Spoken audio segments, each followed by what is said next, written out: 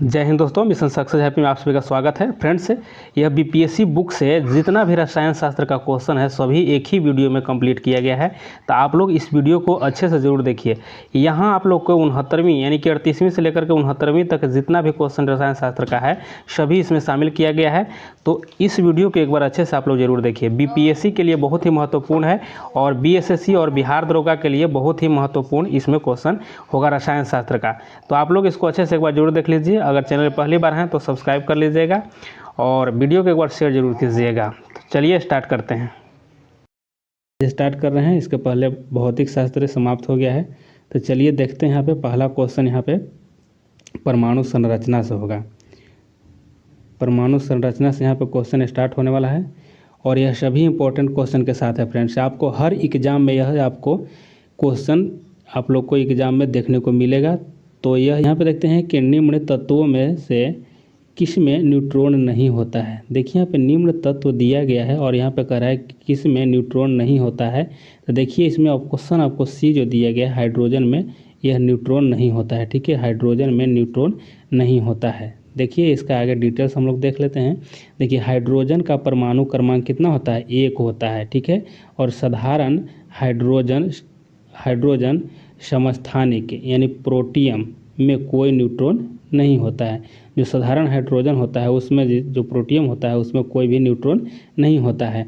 भारी हाइड्रोजन समस्थानिक जिसका ड्यूटेरियम है उसमें 1 न्यूट्रॉन होता है, जबकि अत्यंत भारी हाइड्रोजन समस्थानिक ट्राइटियम है इसमें 2 न्यूट्रॉन होता है। याद रखना है, अगर यहाँ पे पूछ ले आपको कि हाइड्रोजन के कितने समस्थानिक है तो 3 समस्थानिक हो जाएगा। प्रोटियम हो जाएगा, ड्यूटेरियम हो जाएगा और ट्राइटियम हो जाएगा। लेकिन प्रोटियम का कोई यहाँ पे इसका न्यूट्रॉन नहीं होता है। बाकी ड्यूटेरियम का 1 होता है और यहाँ पे ट्राइटियम का 2 न्यूट्रॉन होता है। चलिए एकदम ये सभी याद होने वाला है फ्रेंड, आप लोग को अच्छे से इसको देखते चलिए। आगे 2 नंबर प्रश्न देखते हैं कि रासायनिक गुणों को अपरिवर्तित रखते हुए एक परमाणु के नाभिक के में जोड़े जाने वाले कण है। यानी कह रहा है कि रासायनिक गुण को अपरिवर्तित रखते यानी कोई परिवर्तित नहीं होगा और इसमें परमाणु के नाभिक में जोड़े जाने वाला कण है तो कौन है? तो इसमें ऑप्शन आपको न्यूट्रॉन हो जाएगा। ठीक है, ये न्यूट्रॉन इसमें जुटेगा। चलिए इसकी व्याख्या को देखते हैं। यहाँ पे देख लेते हैं फ्रेंड्स कि परमाणु के नाभिक में न्यूट्रॉन कण जोड़ने पर रासायनिक गुण अपरिवर्तित रहेगा। अगर न्यूट्रॉन जुटेगा तो इसके रासायनिक गुण जो हो जाएगा यह जो है अपरिवर्तित रहेगा, कोई परिवर्तन नहीं होगा। आगे देखते हैं कि नाभिक या नाभिकीय कण प्रोटॉन तथा न्यूट्रॉन से बने होते हैं। देखिए नाभिक जो है किससे बना होता है? तो प्रोटॉन और न्यूट्रॉन से। यह क्वेश्चन कई बार पूछा गया है। नाभिक जो है किससे बना होता है? तो प्रोटॉन और न्यूट्रॉन से मिलकर बना होता है। ठीक है, और इस कण को न्यूक्लियस कहते हैं। ठीक है, इस कण को न्यूक्लियस कहते हैं। चलिए अगर यहाँ पे इलेक्ट्रॉन आपको लोग को रहता है तो इलेक्ट्रॉन जो है बाहर चक्कर लगाता है सिर्फ। ठीक है, चलिए आगे 3 और प्रश्नों को देखते हैं कि एक परमाणु के केंद्र का धनावेशित हिस्सा कहलाता है। अगर यह परमाणु के केंद्र का जो धनावेशित हिस्सा है वह क्या कहलाएगा? तो न्यूक्लियस कहलाएगा। ठीक है, न्यूक्लियस कहलाएगा। यहाँ पे ऑप्शन डी सही हो जाएगा। चलिए इसकी व्याख्या को देखते हैं। यहाँ पे देखिए एक परमाणु के केंद्र का धनावेश हिस्सा नाभिक या न्यूक्लियस कहलाता है। जो धनावेशित हिस्सा होता है वह नाभिक होता है या उसके न्यूक्लियस भी कह सकते हैं। नाभिक न्यूक्लियस, इंग्लिश में उसको न्यूक्लियस कहते हैं। और परमाणु का केंद्रक होता है। नाभिक जो है क्या होता है? परमाणु का केंद्रक होता है। और परमाणु के नाभिक में प्रोटॉन और न्यूट्रॉन, याद रखना है नाभिक में क्या होता है? प्रोटॉन और न्यूट्रॉन अवस्थित रूप में न्यूक्लियस कहलाता है। ठीक है, तो यह जो है आपको प्रोटॉन और न्यूट्रॉन नाभिक के अंदर रहता है।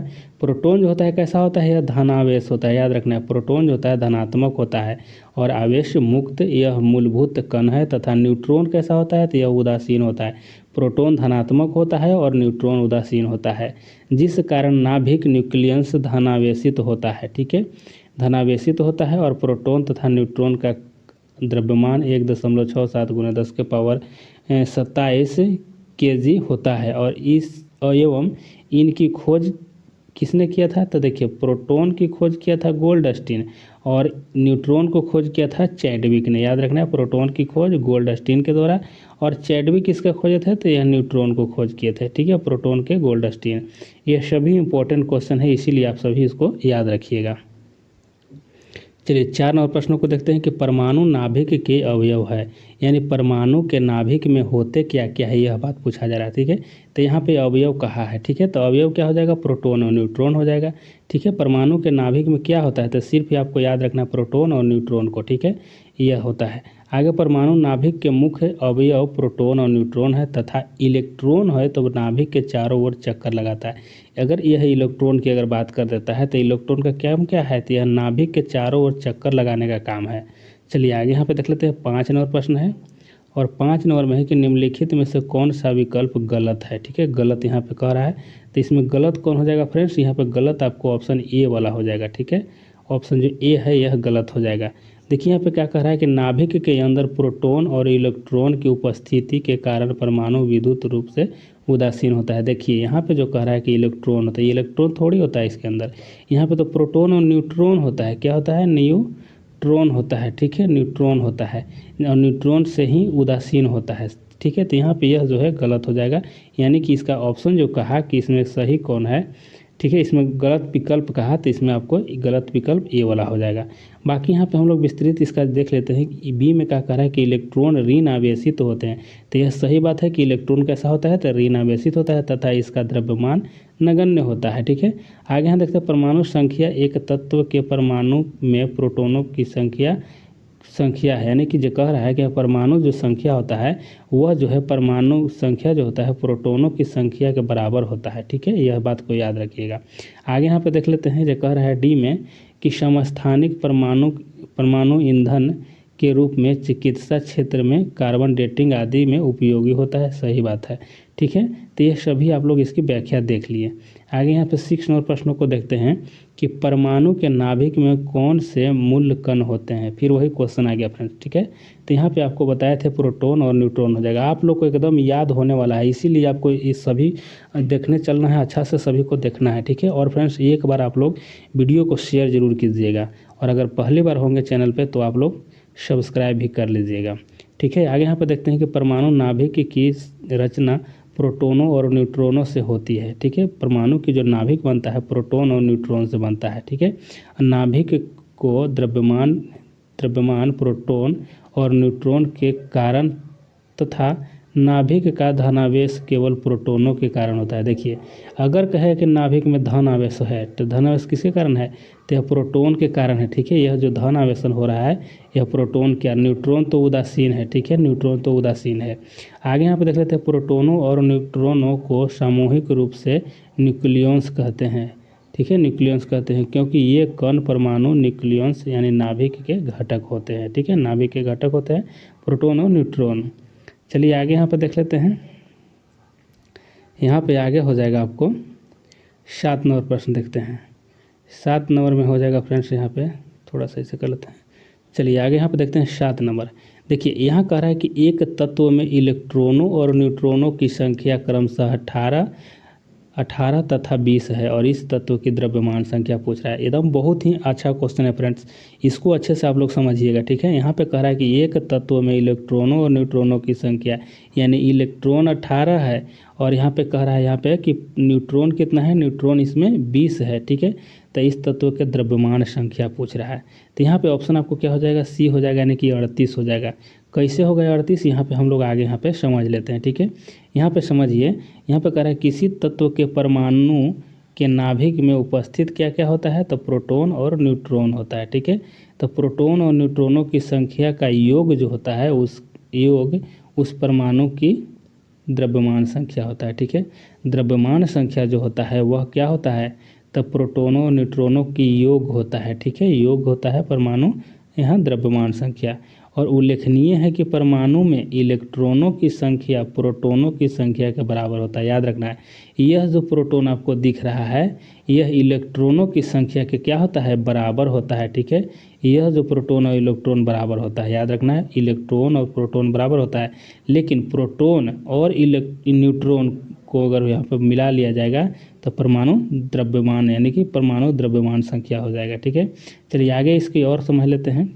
यहाँ बराबर होती है जिसके कारण परमाणु विद्युतः उदासीन होता है। ठीक है, आगे यहाँ पे देख लेते हैं कि यहाँ पे कह रहा है कि द्रव्यमान संख्या। ठीक है, द्रव्यमान संख्या आपको पूछा था क्या क्वेश्चन में यहाँ पे पूछा था आपको बता दिया कि इलेक्ट्रॉन और न्यूट्रॉन दिया था तो द्रव्यमान संख्या आपको पूछ रहा था, तो इसका 38 आंसर था। तो यहाँ पे देखिए द्रव्यमान संख्या बराबर क्या होता है, प्रोटोनों की संख्या प्लस न्यूट्रॉनों की संख्या। ठीक है, तो प्रोटोन कितना है, प्रोटोन देखिए यहाँ पे दिया गया है आपको, यहाँ पे 18 है। ठीक है, लेकिन यहाँ पे देखिए आपको अभी भी यहाँ पे जिक्र नहीं किया गया है। ठीक है, प्रोटोनों की बात कहीं नहीं किया गया है। तो देखिए यहाँ पे क्या कहा गया था कि इलेक्ट्रॉनों की संख्या और प्रोटोनों की संख्या बराबर होती है। देखिए यहाँ पे दिया गया है इलेक्ट्रॉनों की संख्या और प्रोटोनों की संख्या क्या होता है, बराबर होता है।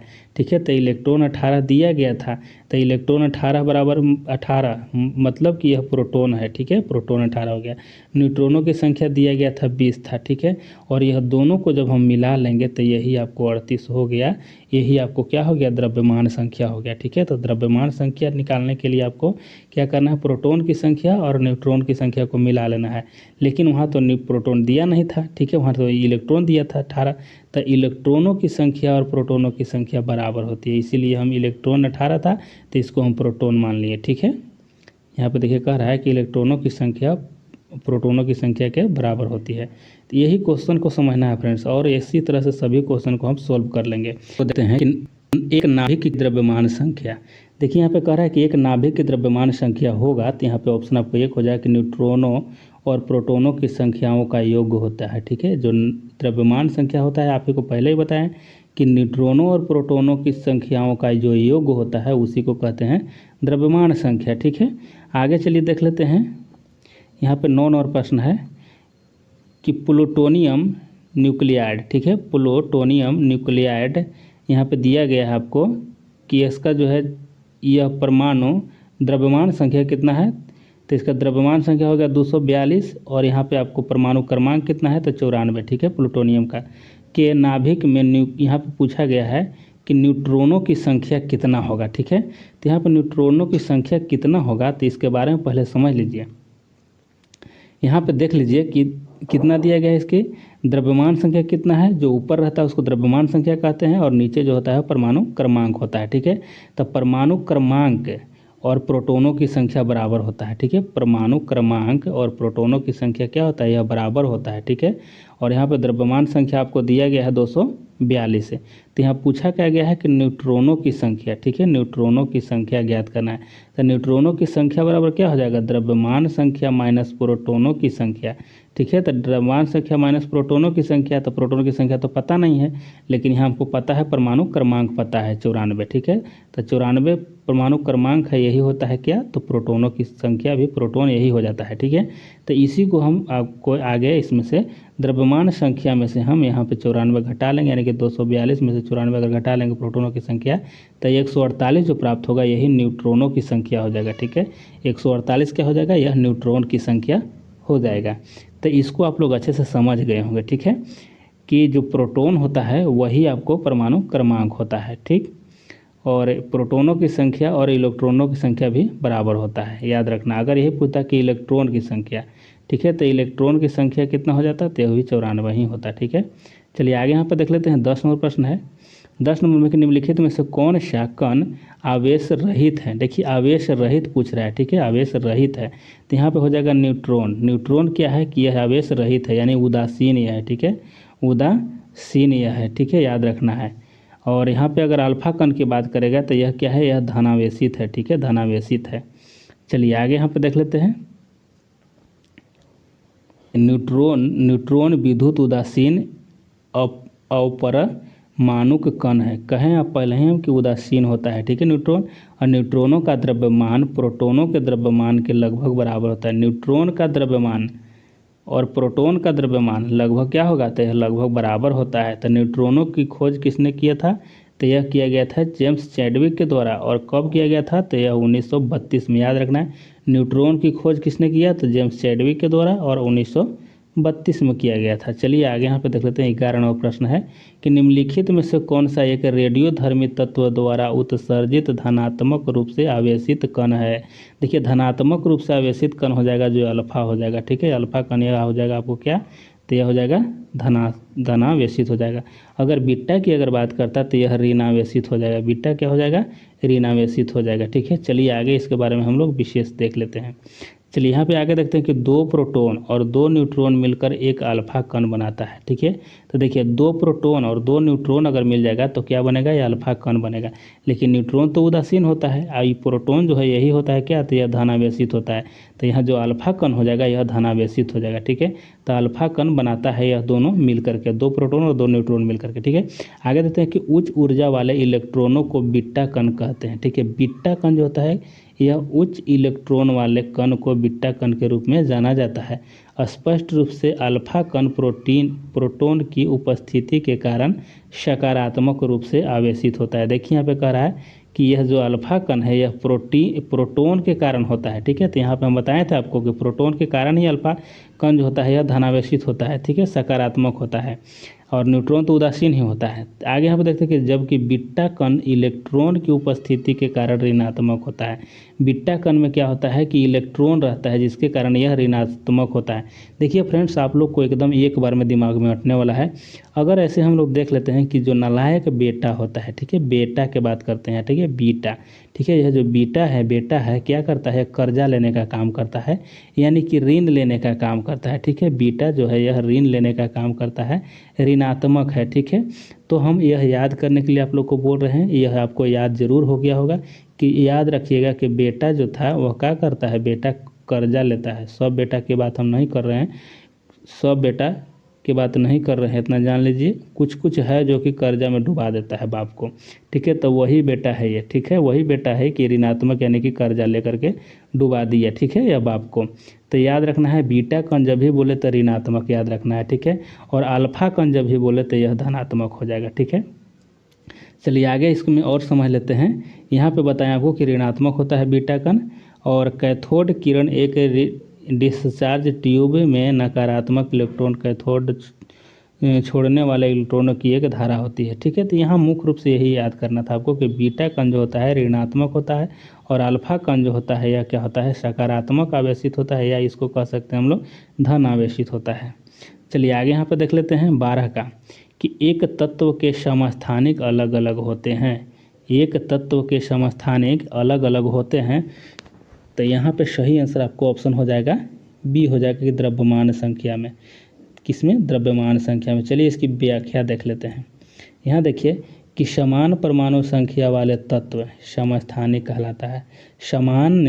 सामान्य परमाणु संख्या वाला तत्व को समस्थानिक कहते हैं, अर्थात जिस तत्व की परमाणु संख्या समान होता है, यानी प्रोटॉनों की संख्या।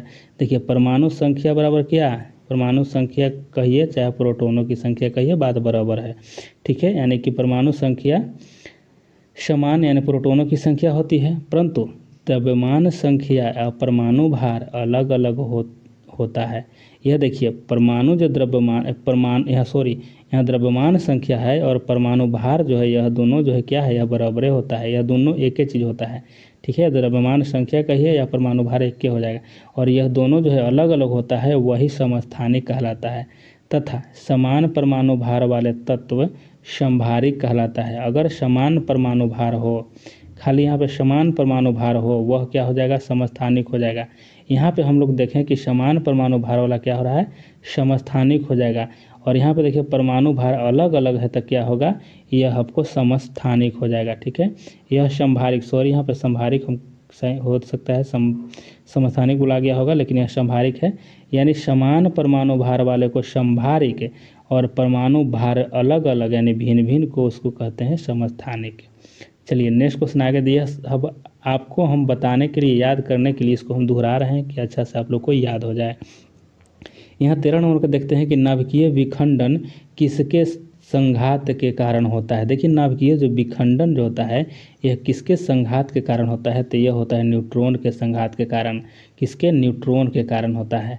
आगे देखिए नाभिकीय विखंडन न्यूट्रॉन के संघात के कारण होता है जब किसी भारी तत्व के परमाणुओं पर न्यूट्रॉनों का बमबारी की जाती है। ठीक है, कोई परमाणु क्या बोला आगे कि किसी भारी तत्व, कोई भारी तत्व है उसमें उसके परमाणुओं पर न्यूट्रॉन को बमबारी किया जाता है, या कहिए न्यूट्रॉनों से वहाँ पे मार किया जाता है, बौछार किया जाता है उस पर, तो क्या हो जाएगा, तो भारी तत्व हल्के तत्व में टूट जाएगा। जब यह न्यूट्रॉन से बमबारी होगा तो वह टूटेगा हल्का हल्का, तो यही जो है हल्के तत्व में टूट जाता है, और इसमें बहुत अधिक ऊर्जा का उत्सर्जन होता है। ठीक है, हल्का हल्का टूटेगा लेकिन अधिक ऊर्जा यहाँ पे उत्सर्जन होता है।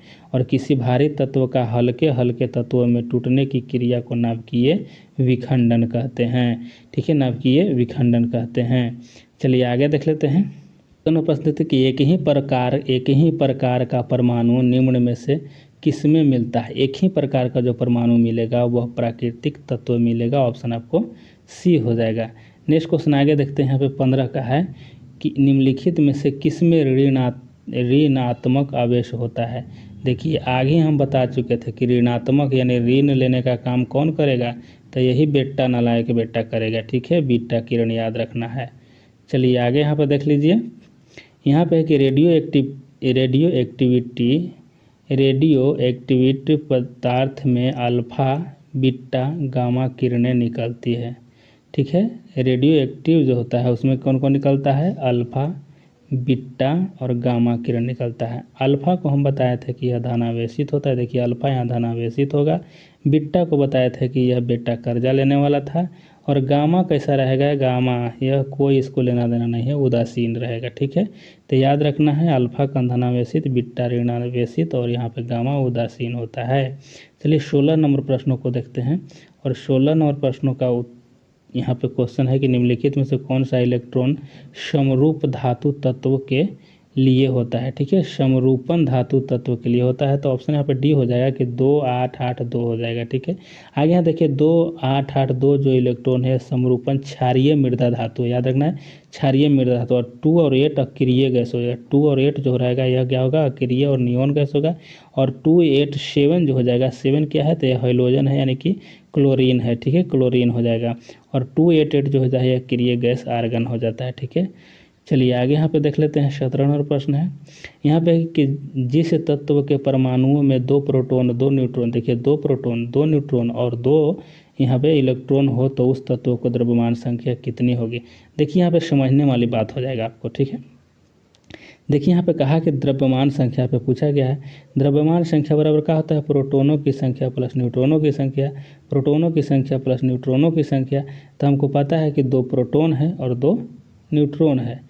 ठीक है, तो यहाँ पे देख लीजिए कि 2 प्रोटॉन है और 2 न्यूट्रॉन है। अगर आपको लग रहा है तो यहाँ पे 4 हो जाएगा। ठीक है, अगर आपको लग रहा है कि तो यहाँ पे तो 2 यहू कह रहा है, 2 इलेक्ट्रॉनों को तो नाम लिया, तो 2 या 2 4, यहाँ पे 2 या 2 4 तो हो गया और ये 2 छोड़ दिए कहिएगा, तो ऐसा बात नहीं है। आपको पहले ही बताए थे कि 2 इलेक्ट्रॉन और प्रोटॉन बराबर होता है। ठीक है, इलेक्ट्रॉन और प्रोटॉन का मान जो होता है बराबर होता है। तो यहाँ पे हम 2 को तो प्रोटॉन ले लिए, चाहे 2 को प्रोटॉन इसका ना लेकर के हम यहाँ पे 2 को इलेक्ट्रॉन लेते थे, क्योंकि यह दोनों का मान बराबर होता है। ठीक है, तो वही यहाँ पे हो गया। ठीक है, तो यहाँ पे 4 हो जाएगा। सही आंसर आपको बी हो जाएगा। नेक्स्ट क्वेश्चन आगे यहाँ पे देख लेते हैं। यहाँ पे किसी परमाणु नाभिक का आइसोटोप वह नाभिक है जिसमें क्या होता है, तो जिसमें यहाँ पे देखिए ऑप्शन बी हो जाएगा, प्रोटॉनों की संख्या वही होती है परंतु न्यूट्रॉनों की संख्या भिन्न होती है। प्रोटॉनों की संख्या वही होती है परंतु न्यूट्रॉनों का संख्या भिन्न होता है। इसी को आइसोटोप कहते हैं। किसको, इसी को आइसोटोप कहते हैं, आइसोटोप कहते हैं। ठीक है, आइसोटोप का मतलब क्या हो गया, समस्थानिक हो गया। ठीक है, समस्थानिक, समस्थानिक। ठीक है, याद रखना आइसोटोप को। चलिए नेक्स्ट क्वेश्चन आगे देखते हैं। वो परमाणु जो द्रव्यमान संख्या में असमान होते हैं परंतु नाभिक पर समान वैद्युत आवेश होते हैं, यानी समान प्रोटॉनों की संख्या में समान होते हैं और इन्हें समस्थानिक यानी आइसोटोप कहते हैं। आगे यहाँ पे देख लेते हैं। 19 नंबर प्रश्न है कि कोलायड कण के आकार की सीमा होती है। तो कोलायड कण के आकार की सीमा कितना होता है, 10⁻⁷ मीटर से लेकर के 10⁻⁻10 मीटर तक होता है। यह क्या है, तो कोलायड कण है, याद रख लेना इसको। चलिए नेक्स्ट क्वेश्चन आगे यहाँ पे देख लेते हैं। चलिए इसको देख ही लेते हैं कि कोलायड कण के आकार की सीमा लगभग 10⁻⁷ मीटर से 10⁻10 मीटर होती है और इसके कणों को नग्न आँखों की सहायता से नहीं देखा जा सकता है बल्कि सूक्ष्मदर्शी की सहायता से देखा जा सकता है। और इसके कण छन्ना पत्र के आर पार आ जा सकता है। कोलायड के विभिन्न प्रकार निम्नलिखित है, जैसे सोल हो गया, कोलायड है, जेल हो गया, कोलायड है, एरोसोल हो जाएगा या कोलायड हो जाएगा। चलिए आगे यहाँ पे देख लेते हैं। 20 नंबर प्रश्न है और 20 नंबर में है कि आधुनिक परमाणु प्रतीक जो है यह बर्जिलियस द्वारा प्रस्तावित विधि पर आधारित है। आधुनिक परमाणु प्रतीक जो है यह बर्जिलियस द्वारा प्रस्तावित विधि पर आधारित हो जाएगा। ठीक है, चलिए आगे यहाँ पे देख लेते हैं। 21 नंबर प्रश्न हो जाए कि निम्नलिखित में से किस तत्व की परमाणु त्रिज्या सबसे बड़ी है। किस तत्व की परमाणु त्रिज्या सबसे बड़ी है यहाँ पे पूछ रहा है, तो ऑप्शन आपको सी हो जाएगा, यहाँ बोरोन हो जाएगा। ठीक है, बोरोन का हो जाएगा। चलिए आगे यहाँ पे समझ लेते हैं कि दिए गए तत्वों में लिथियम की परमाणु त्रिज्या सबसे बड़ी होती है। लिथियम की परमाणु त्रिज्या कितना हो जाएगा, 182 pm हो जाएगा। लेकिन बेरियम का कितना हो जाएगा, 153 हो जाएगा। और बोरोन का कितना हो जाएगा, 192 हो जाएगा। ठीक है, इसीलिए यहाँ पे बोरोन इसमें अधिक हो जाएगा। चलिए आगे यहाँ पर देख लेते हैं। 22 का है कि हाइड्रोजन परमाणु में nवें स्थिर कक्ष का अर्धव्यास किसके समानुपाती होता है, तो किसके समानुपाती होता है, तो यह n² के समानुपाती होता है। आगे देख लेते हैं, ऑप्शन आपको सी सही है। ठीक है, n² हो जाएगा। यहाँ देखिए हाइड्रोजन परमाणु में nवें कक्षन का अर्धव्यास त्रिज्या जो है वो बोहर के अनुसार क्या है, r बराबर n² × h² बटे 4π² mz² ये है। ठीक है, यह हो जाएगा इसका, जहाँ अंततः यहाँ पे है कि r समानुपाती है n² का। चलिए आगे यहाँ पे देखिए, अब आ गया क्वेश्चन रासायनिक एवं भौतिक परिवर्तन और विलयन आदि है। ठीक है, चलिए ये सभी क्वेश्चन को देखेंगे अच्छे से। एक हो जाएगा यहाँ पे कि भौतिक परिवर्तन का एक उदाहरण है। देखिए भौतिक परिवर्तन और रासायनिक परिवर्तन पूछा जाता है। ठीक है, तो यहाँ पे भौतिक परिवर्तन को हम लोग समझते हैं। इसमें हो जाएगा ऑप्शन आपको पानी में चीनी का घुलना, यह क्या हो जाएगा, तो यह आपको भौतिक परिवर्तन हो जाएगा। बाकी यहाँ देख लेते हैं कि हवा में चांदी के बर्तनों का काला हो जाना, यह क्या हो गया, तो यह हो गया आपको रासायनिक। मोमबत्ती का जल जाना, देखिए मोमबत्ती जो है जल के क्या हो गया, खत्म हो गया। ठीक है, दूध से दही बन जाना, ठीक है, बनना, चाहे कागज का जलना, ये सभी रासायनिक है। रासायनिक का मतलब है कि वह जल करके समाप्त हो गया। फिर और भौतिक का मतलब होता है कि दोबारा वह अपने ही रूप में आ जाना, यानी कि वह उसको फिर दोबारा से लाया जा सकता है, उसको भौतिक परिवर्तन कहते हैं। और जो दोबारा नहीं लाया जा सकता है उसको हम क्या कहेंगे, तो रासायनिक परिवर्तन कहेंगे। जैसे मोमबत्ती है यहाँ, तो मोमबत्ती देखिए जल गया तो क्या हो गया, मोमबत्ती जल के तो खत्म हो गया, फिर दोबारा मोमबत्ती हो सकता है, लेकिन यह जो हो जाएगा कि यह नहीं होगा। ठीक है, यानी कि यह रासायनिक हो जाएगा। लेकिन अगर यही रहता है मोमबत्ती का पिघलना, ठीक है, अगर यहाँ पे आपको लगता कि पिघलना हो जाता, ठीक है, तो पिघलना होता तो यह क्या होता, मोमबत्ती का पिघलना अगर हो जाता तो यह आपको भौतिक हो जाता। ठीक है, भौतिक परिवर्तन हो जाएगा। लेकिन पिघल के क्या हो रहा है, पिघल के तो मोम नीचे बन रहा है, मोम नीचे जम जा रहा है, और फिर इसको चाहेंगे तो मोमबत्ती हम बना देंगे। यह जो मोम पिघल करके हम मेरे पास आया, इसको हम फिर मोमबत्ती बना देंगे, यानी कि फिर दोबारा से बना सकते हैं। दोबारा से जो बनेगा उसी को भौतिक परिवर्तन कहते हैं। चलिए आगे यहाँ देख लेते हैं। यहाँ पे आगे है कि भौतिक प्रक्रिया वह प्रक्रिया है जिसमें कारक को हटा देने पर भौतिक प्रक्रिया में भाग लेने वाले पदार्थ पुनः अपनी पूर्ववर्ती अवस्था में आ जाता है। भौतिक प्रक्रिया अस्थायी एवं उत्क्रमणीय होती है। और पानी में चीनी का घुलना एक भौतिक परिवर्तन है, क्योंकि वाष्पन द्वारा चीनी को पुनः प्राप्त किया जा सकता है। ठीक है, चलिए आगे यहाँ पे देख लेते हैं। 2 नंबर प्रश्न है, और 2 नंबर में है कि किस नियम के अनुसार समान ताप और दाब पर सभी गैस के निश्चित आयतन में अणुओं की संख्या समान होती है, तो ऑप्शन डी हो जाएगा अवोगाड्रो का नियम में। ठीक है, अवोगाड्रो के नियम में हो जाएगा। आगे यहाँ देखते हैं, अवोगाड्रो के नियम के अनुसार सामान्य ताप दाब पर सभी आदर्श गैस के समान आयतन में कणों या अणुओं की संख्या समान होती है, और किसी गैस के 1 ग्राम मोल अणुओं की संख्या को अवोगाड्रो संख्या कहा जाता है। चलिए आगे यहाँ देख लेते हैं। 3 नंबर में है कि संघनन क्या है। ठीक है, संघनन क्या है, तो हम लोग आगे यहाँ देख लेते हैं। संघनन है, तो संघनन क्या है, तो यहाँ पे ऑप्शन आपको क्या हो जाएगा, सी हो जाएगा कि वाष्प का द्रव्य में परिवर्तन जो होता है यही संघनन होता है। यहाँ पे है, देखते हैं कि जब कोई द्रव्य तरल पदार्थ में परिवर्तित होती है तब इस स्थिति को संघनन कहा जाता है। अर्थात संघनन एक ऐसी प्रक्रिया है जिसमें कोई गैस संगठित होकर अर्थात ठंडी होकर द्रव अवस्था में बदल जाती है। उदाहरण के लिए बादल, कोहरा, वर्षा इत्यादि में प्रदर्शित किया जा सकता है इसको। आगे यहाँ पर 4 नंबर प्रश्नों को देखते हैं कि विलयन या विलायक के प्रति इकाई आयतन या प्रति इकाई द्रव्यमान में उपस्थित विलेय की मात्रा को रसायन में किस रूप में जाना जाता है? तो ऑप्शन ए हो जाएगा विलियम की सांद्रता। ठीक है, विलियम की सांद्रता यहाँ पे के रूप में जाना जाता है। आगे चलिए देख लेते हैं। यहाँ पे 5 नंबर प्रश्न है कि पानी का इलेक्ट्रोलिसिस डैश है। तो यहाँ पे ऑप्शन बी हो जाएगा विघटन प्रक्रिया हो जाएगा। ठीक है, पानी का इलेक्ट्रोलिसिस जो होता है यह विघटन प्रक्रिया है।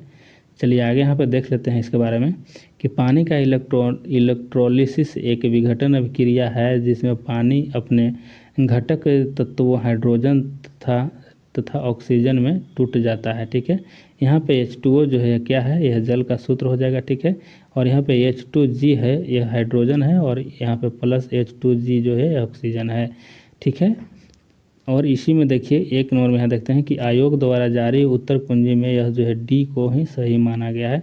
चलिए यहाँ पे हम लोग देख लिए और आगे यहाँ पे 6 नंबर प्रश्नों को देखते हैं कि रसायन विज्ञान के अनुसार निम्न में से कौन सा भौतिक परिवर्तन का उदाहरण है। ठीक है, तो लोहे में जो जंग लगना है यह भी आपको यह जो हो जाएगा आपको रासायनिक है। ठीक है, भौतिक परिवर्तन यहाँ पे पूछ रहा है।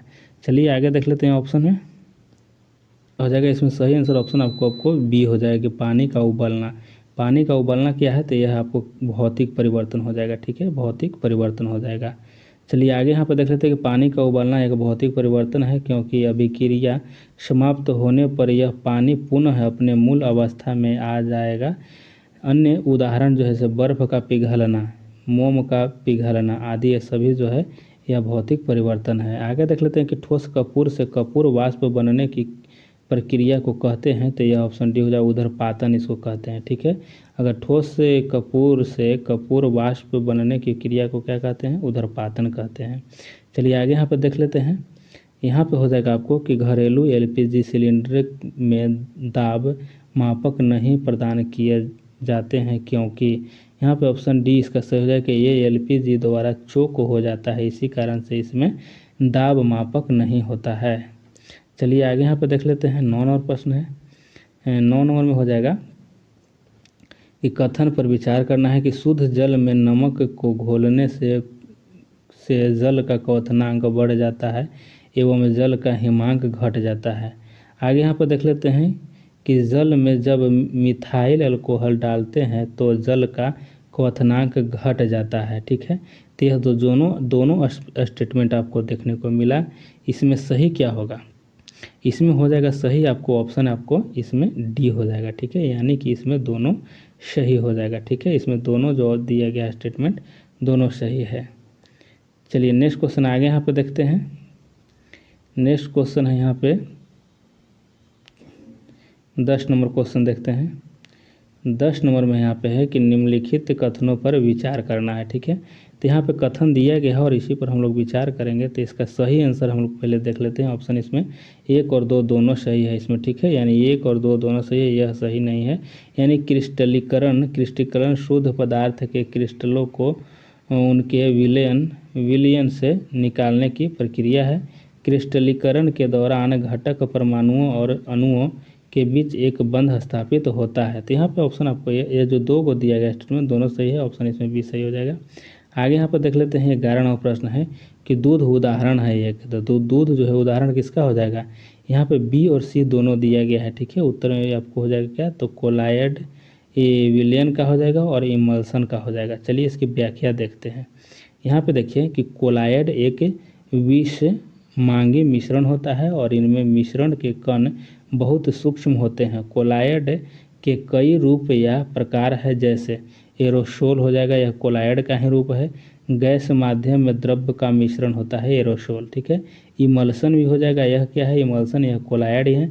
द्रव्य माध्यम में द्रव्य का मिश्रण, द्रव्य में द्रव्य का मिश्रण को इमल्सन कहते हैं।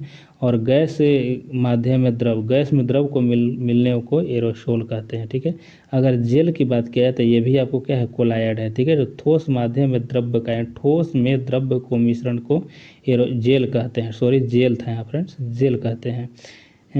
आगे यहाँ पे देखते हैं कि आदि दूध, फेस क्रीम आदि इमल्सन के उदाहरण है। अगर पूछते कि यहाँ जो दूध है, फेस है, क्रीम है, यह इमल्सन के उदाहरण है। और इस प्रकार दूध इमल्सन है जो एक तरह का कोलायडी विलयन है।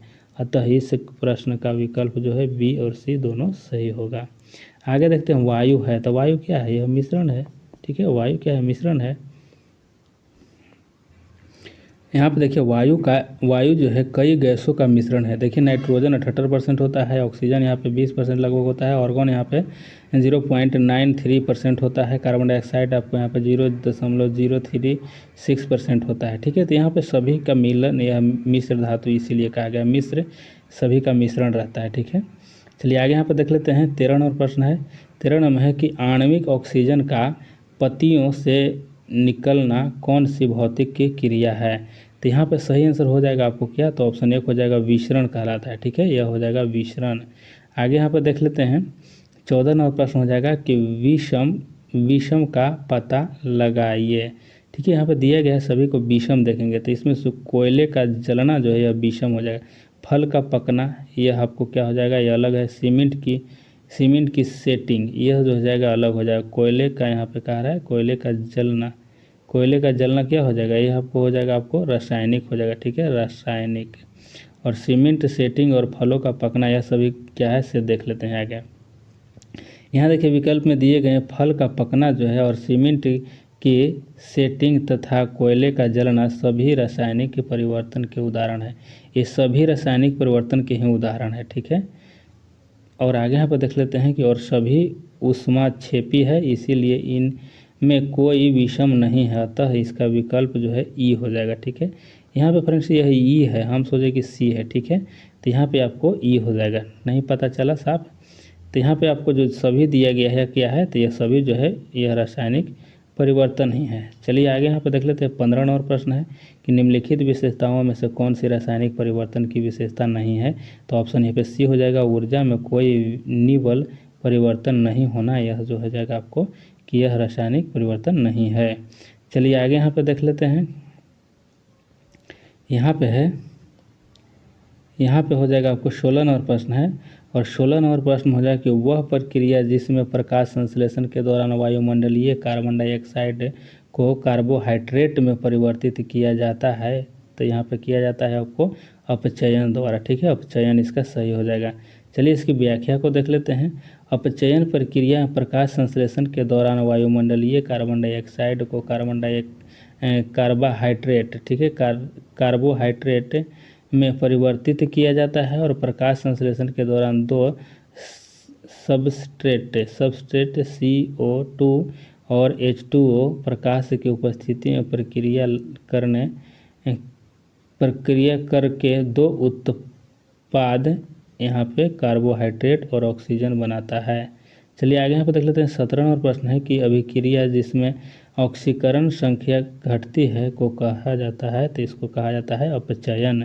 आगे यहाँ पर देख लेते हैं कि वह अभिक्रिया जिसमें ऑक्सीकरण संख्या बढ़ती है उसे उपचयन कहा जाता है तथा जिसमें ऑक्सीकरण संख्या घटती है उसको क्या कहते हैं, अपचयन कहा जाता है। ठीक है, चलिए आगे यहाँ पर देख लेते हैं 18 नंबर प्रश्न हो जाएगा कि निम्नलिखित विकल्प में से किस एक विकल्प में सामग्रियों को उसके कणों के बीच इसके आकर्षण बल के बढ़ते क्रम में व्यवस्थित किया गया है और सही विकल्प को चुनना है। तो ऑप्शन 1 हो जाएगा कार्बो, यहाँ पे हाइड्रोजन हो जाएगा गैस और पानी हो जाएगा और लौह धातु हो जाएगा।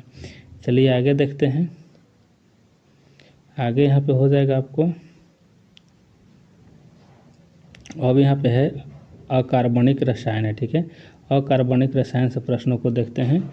यहाँ पे निम्नलिखित में से कौन सा एक तत्व नहीं है, तो तत्व इसमें से गैस जो है तत्व नहीं है, धातु है, अधातु है, उपधातु है, लेकिन गैस जो है यह क्या है, तो यह गैस जो है यह जो है धातु नहीं है, तत्व नहीं है। ठीक है, तत्व नहीं है।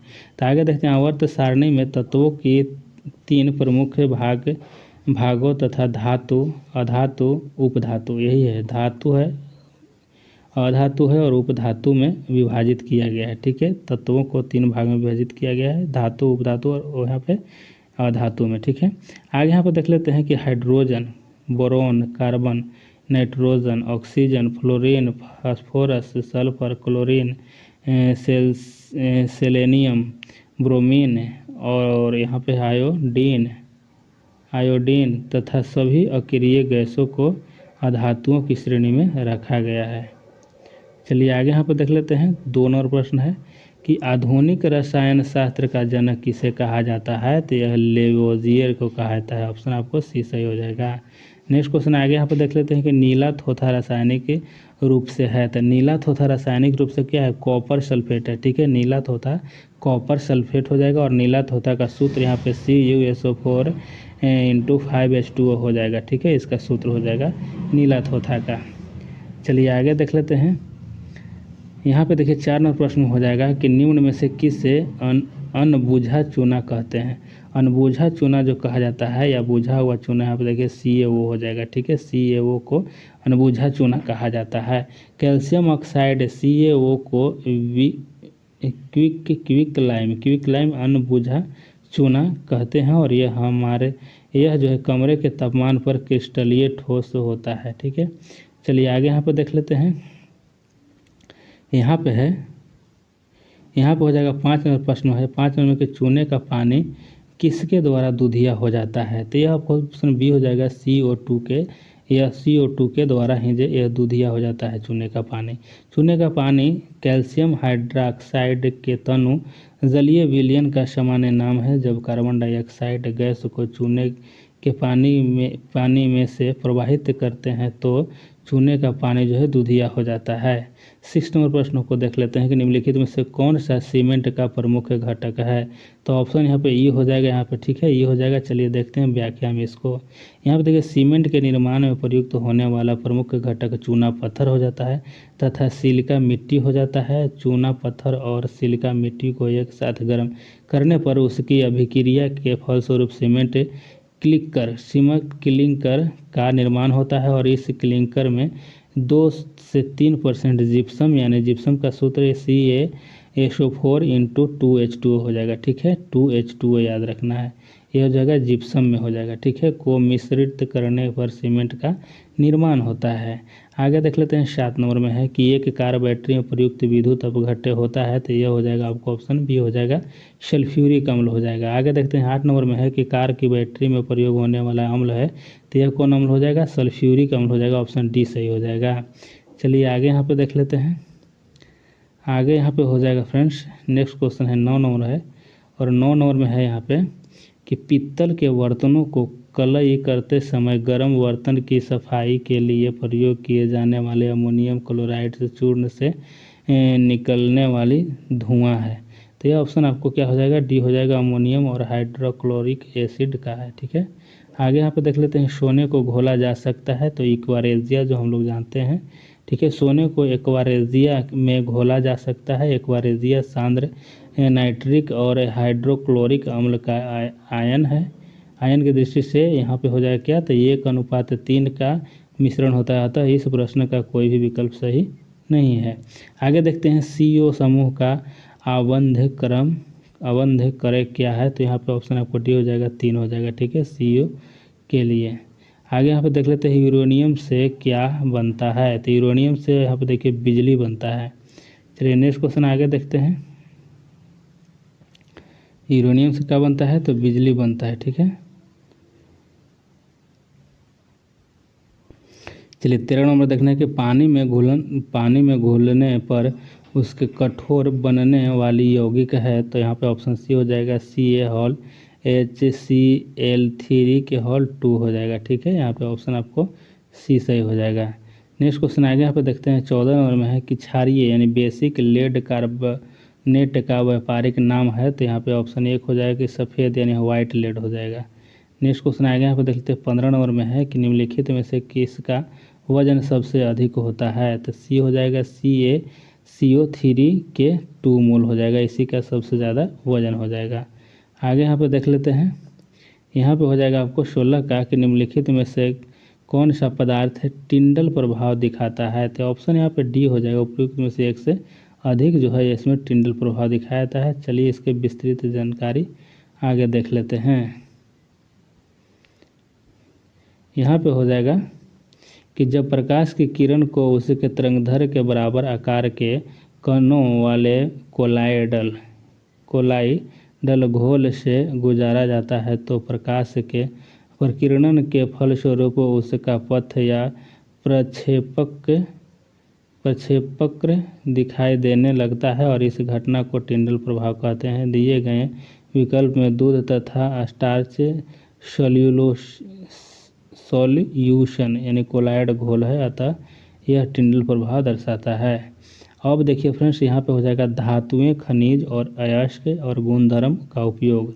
जैसे लोहे का विशुद्धतम रूप है, तो यहाँ पे ऑप्शन डी हो जाएगा। पीटवा लोहा जो है ये आपको विशुद्धतम रूप हो जाएगा लोहे का। नेक्स्ट क्वेश्चन आगे यहाँ पे देख लेते हैं। 2 नंबर प्रश्न हो जाएगा कि निम्नलिखित में से किसका गलनांक सबसे उच्च होता है, तो ऑप्शन ए हो जाएगा बोरोन का हो जाएगा। ठीक है, बोरोन का सबसे ज़्यादा गलनांक होता है। आगे यहाँ पे देख लेते हैं 3 नंबर प्रश्न है कि नीलम यानी रूबी का रासायनिक सूत्र है, तो ऑप्शन यहाँ पे ये हो जाएगा Al2O3 जो है यह नीलम का सूत्र हो जाएगा। आगे देखिए, नीलम रूबी एक रत्न श्रेणी का खनिज है और इसका रासायनिक सूत्र Al2O3 है।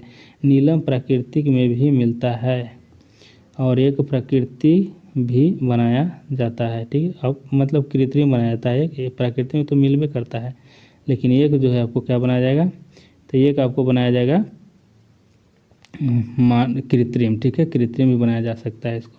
आगे यहाँ पर देख लेते हैं नेक्स्ट क्वेश्चन।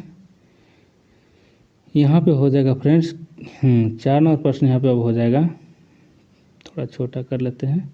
आगे यहाँ पर देखते हैं कि वेल्डिंग में प्रयोग होने वाली गैस है, तो वेल्डिंग में जो प्रयोग गैस होता है ऑक्सीजन और एसिटिलीन होता है। ऑक्सीजन और एसिटिलीन जो होता है यह वेल्डिंग में प्रयोग होता है। एसिटिलीन जो होता है फल को पकाने में भी इसको प्रयोग किया जाता है।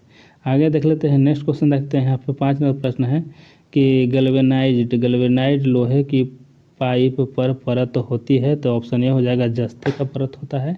आगे यहाँ पर देख लेते हैं 6 नंबर प्रश्न हो जाएगा कि वह तत्व जो मानव पसीने के माध्यम से उत्सर्जित होता है। ऑप्शन ई हो जाएगा यहाँ पे कि पसीना जो है मुख्य रूप से पसीना जो है पानी से निर्मित होता है, परंतु इससे खनिज अम्ल और यूरिया की मौजूद रहते हैं। पसीने में मुख्य रूप से sodium, potassium, calcium, magnesium, zinc, iron तत्व पाए जाते हैं। चलिए आगे यहाँ पर देख लेते 7 नंबर प्रश्न है कि निम्न में से कौन सा एक अलौह धात्विक खनिज है। अलौह धात्विक खनिज हो जाएगा ऑप्शन सी, इसमें हो जाएगा कोबाल्ट हो जाएगा। नेक्स्ट क्वेश्चन आगे यहाँ पर देखते हैं। नेक्स्ट यहाँ पे हो जाएगा 8 नंबर प्रश्न है और 8 नंबर में यहाँ पर हो जाएगा कि ट्यूब लाइट तथा परखनलियों में प्रयोग किया जाने वाला ग्लास किससे बना होता है, तो ऑप्शन यहाँ पे क्या है, इसका ऑप्शन आपको हो जाएगा फ्रेंड्स यहाँ पे ये हो जाएगा ई हो जाएगा। उपयुक्त में से एक से अधिक हो जाएगा या एक से इसमें से कोई नहीं। ठीक है, तो यहाँ पे हम लोग देखते हैं व्याख्या कि ट्यूब लाइट तथा खनिज परखनलियों में प्रयोग किए जाने वाला ग्लास जो है क्षारीय धातुओं के सिलिकेटों का एक अक्रिस्टलीय पारदर्शी मिश्रण है और जिसका निर्माण सिलिका, सीरियम ऑक्साइड तथा सोडियम एवं अन्य ऑक्साइडों से होता है। आगे 9 नंबर को देख लेते हैं। 9 नंबर यहाँ पे है फ्रेंड्स कि निम्न में से किस धातु की विद्युत चालकता सबसे अधिक है, तो यहाँ पे ऑप्शन आपको बी हो जाएगा रजत का, यानी चांदी का सबसे ज़्यादा चालकता होता है। चलिए इसका सीक्वेंस देख लेते हैं। देखिए चांदी है यहाँ पे, उसके बाद तांबा हो जाएगा, उसके बाद एल्युमिनियम हो जाएगा, उसके बाद बेरियम हो जाएगा और कैल्शियम सबसे लास्ट होता है। ठीक है, कैल्शियम, बेरियम, एल्युमिनियम, तांबा और चांदी हो जाता है। सब फर्स्ट की ओर यानी आगे की ओर बढ़ते जाता है। आगे देखिए निम्नलिखित में से सबसे भारी धातु है, तो सबसे भारी धातु ऑप्शन आपको डी हो जाएगा, प्लेटिनम हो जाएगा। आगे देख लेते हैं यहाँ पे टूटी हुई हड्डियों की रक्षा के लिए प्लास्टर ऑफ पेरिस का प्रयोग होता है, यह है, तो यह ऑप्शन आपको डी हो जाएगा, यानी जिप्सम ही है। ठीक है, नेक्स्ट क्वेश्चन आगे यहाँ पे देख लेते हैं। अगर पूछ दिया आपसे प्लास्टर ऑफ पेरिस का सूत्र क्या हो जाएगा, तो यहाँ पे CaSO4 इंटू हाफ H2O हो जाएगा। CaSO4 इंटू हाफ H2O हो जाएगा। ठीक है, इसको प्लास्टर ऑफ पेरिस कहा जाता है। चलिए आगे देख लेते हैं। यहाँ पे हो जाएगा प्लास्टर ऑफ पेरिस का सूत्र यहाँ पूछा गया है, तो प्लास्टर ऑफ पेरिस का सूत्र अभी हमने बताया कि इसका ऑप्शन आपको क्या हो जाएगा, इसका भी CaSO4 इंटू 2 इंटू H2 हो जाएगा। ठीक है, इसमें परिवर्तित हो गया है। ठीक है, इसका आपको ऑप्शन जो है यहाँ पे सूत्र यहाँ पे हो जाएगा क्या, तो यहाँ पे ऑप्शन बी हो जाएगा। ऐसे हम इसको ऐसे भी लिख सकते हैं कि CaSO4 इंटू हाफ H2O, ठीक है। तो ये सब देख लेना है। चलिए आगे यहाँ देख लेते हैं खनिज मिनरल्स क्या है। खनिज जो है क्या है, तो ये ऑप्शन बी हो जाएगा, अकार्बनिक ठोस हो जाएगा। सबसे अधिक क्रियाशील धातु कौन सी है, तो सबसे अधिक क्रियाशील आपको हो जाएगा पोटेशियम हो जाएगा, यहाँ पे जो दिया गया है उसके अनुसार, ऑप्शन के अनुसार। आगे यहाँ पे देख लीजिए, देखिए पोटेशियम सबसे ज़्यादा ज्वलनशील है, सोडियम उससे कम है, कैल्शियम उससे कम है और आयरन सबसे कम है। चलिए आगे देख लेते हैं कि निम्न में से किसे श्वेत धातु भी कहा जाता है। तो यहाँ पे श्वेत धातु किसको, मूल रूप से श्वेत धातु लेड एवं लिथियम या अन्य धातुओं द्वारा कैडमियम विषमत एवं जस्ते की मिश्र धातु होती है। आगे यहाँ पे देख लेते हैं 16 का, कि उत्कृष्ट धातुओं के संदर्भ में निम्न वाक्यों पर विचार कीजिए। तो यहाँ पे फ्रेंड्स देख लेना है सभी को। यहाँ पे एक में है क्या, कि उत्कृष्ट धातु प्राकृतिक में शुद्ध रूप से पाए जाते हैं और यूरेनियम एवं सीसा उत्कृष्ट धातु के उदाहरण हैं, ठीक है। तो यह सभी जो बताया गया यह हो जाएगा क्या, इसमें देख लेते हैं कि इसका सही हो जाएगा 1 और 2 दोनों सही था इसमें। आगे यहाँ देख लेते हैं कि निम्न धातुओं में से कौन रसायन ताप पर द्रव्य है, सामान्य ताप पर द्रव्य है। तो यह हो जाएगा क्या, ऑप्शन आपको भी हो जाएगा, पारा जो है यह द्रव्य के रूप में रहता है। आगे यहाँ पे देख लेते हैं कि किस खनिज से रेडियम प्राप्त किया जाता है। तो ऑप्शन यहाँ पे बी सही हो जाएगा आपको, पिच ब्लेड, ठीक है, पिच ब्लेड सही इसका हो जाएगा। आगे यहाँ पे देख लेते हैं कि वायु में थोड़ी देर रहने पर किसी धातु के ऊपर हरे रंग के बेसिक कार्बोनेट की परत जम जाती है, वह धातु है। तो यह हो जाएगा तांबा हो जाएगा, ऑप्शन 1 हो जाएगा। आगे देख लेते हैं 20 नंबर प्रश्न है कि निम्नलिखित में से किस खनिज द्वारा लोहा प्राप्त किया जाता है। तो यह हो जाएगा ऑप्शन डी हो जाएगा, हेमेटाइट हो जाएगा। नेक्स्ट क्वेश्चन आगे यहाँ पर देख लेते हैं कि विरंजक चूर्ण के लिए कौन सा कथन असत्य है। तो यहाँ पे हो जाएगा असत्य कि जल में अधिक विलय होता है, यह असत्य हो जाएगा। बाकी हल्के पीले रंग का चूर्ण होता है, यह सही बात है। आगे चलिए देख लेते हैं, यहाँ पे है कि ऑक्सीकरण होता है और तनु अम्ल की प्रक्रिया में क्लोरीन निष्कासित करता है, ठीक है। तो यहाँ पे आप लोग को ऑप्शन ये सही था इसका। चलिए आगे यहाँ देख लेते हैं 22 नंबर प्रश्न है, और 22 नंबर में है कि जिस धातु क्रम प्रक्रिया के अंतर्गत धातु मिश्रित अर्थव्यवस्था में पाई जाती है वह कहलाते हैं या कहते हैं। तो यहाँ पे प्रगलन कहलाता है।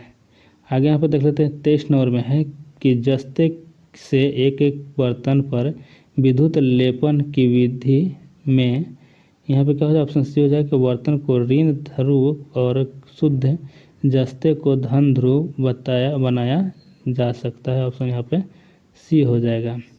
आगे यहाँ पे देख लेते हैं, आगे यहाँ पे है 24 नंबर प्रश्न है, ठीक है। 24 नंबर में है कि जंग लगे लोहे के वजन में निम्न में से कौन सा परिवर्तन होता है।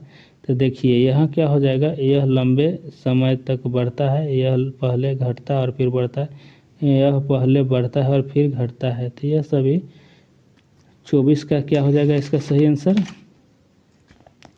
24 का हो जाएगा यहाँ पे सही आंसर आपको राइट ए हो जाएगा, ठीक है, कि यह लंबे समय तक बढ़ता है। चलिए नेक्स्ट क्वेश्चन आगे देख लेते हैं। आगे हो जाएगा यहाँ पे क्या है, 25 नंबर क्वेश्चन है, ठीक है। 25 नंबर के जस्ते से बनता है, ठीक है। जस्ता से क्या बनेगा, तो जस्ता से बनता है यहाँ पे विद्युत बैटरी बनता है।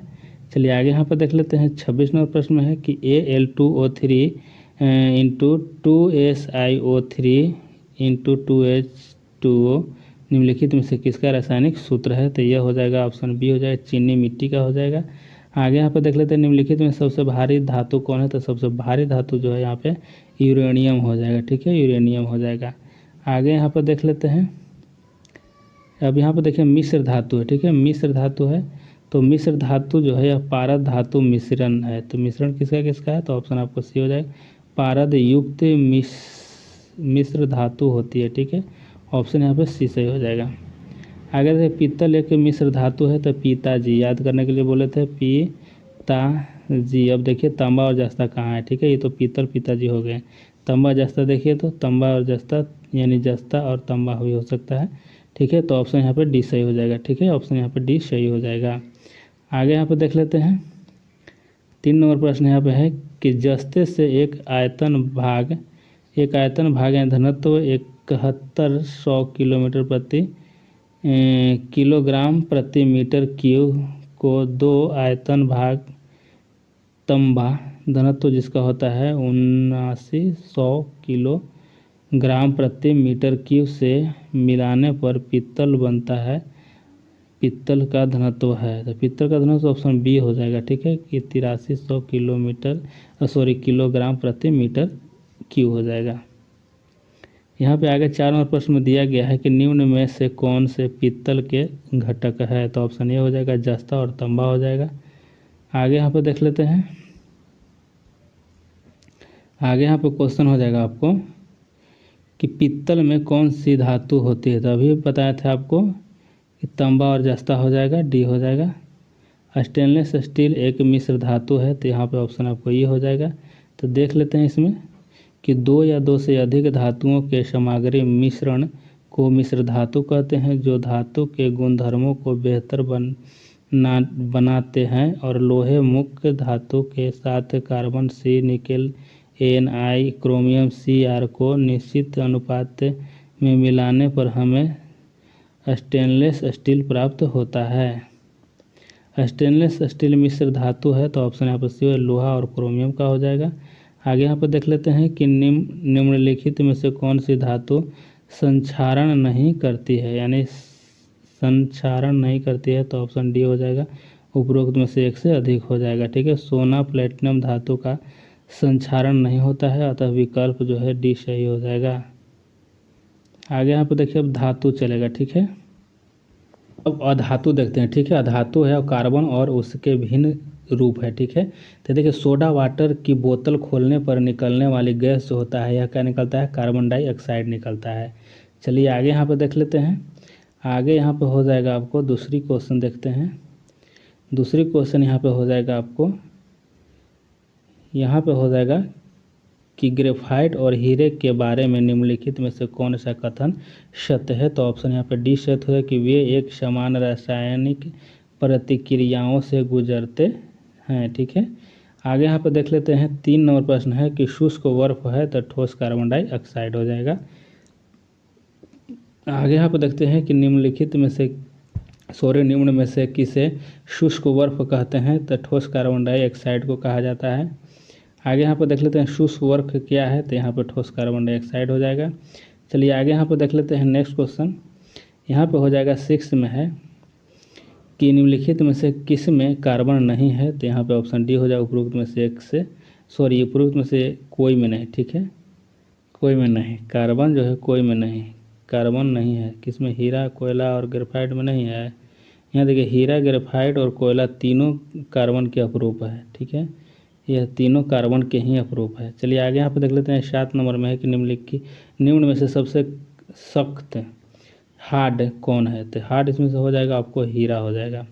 नेक्स्ट क्वेश्चन आगे देख लेते हैं कि वाहनों से निकलने वाली गैस कौन सी है, तो यहाँ पे ऑप्शन क्या हो जाएगा, इसमें कोई नहीं दिया गया। देख लेते हैं यहाँ पे कि वाहनों से मुख्यतः carbon dioxide, carbon monoxide, nitrogen के ऑक्सीजन, सल्फर डाइऑक्साइड एवं हाइड्रोकार्बन उत्सर्जित होते हैं, अतः इस विकल्प के उत्तर में एक से अधिक विकल्प सही हो जाएगा। आगे देखते हैं स्टील को कठोर प्रदान करने के लिए बढ़ाई जाती है, तो ऑप्शन 1 हो जाएगा, कार्बन की मात्रा को बढ़ा दिया जाता है। हीरा अपरूप है, तो हीरा आपको अपरूप कार्बन का हो जाएगा।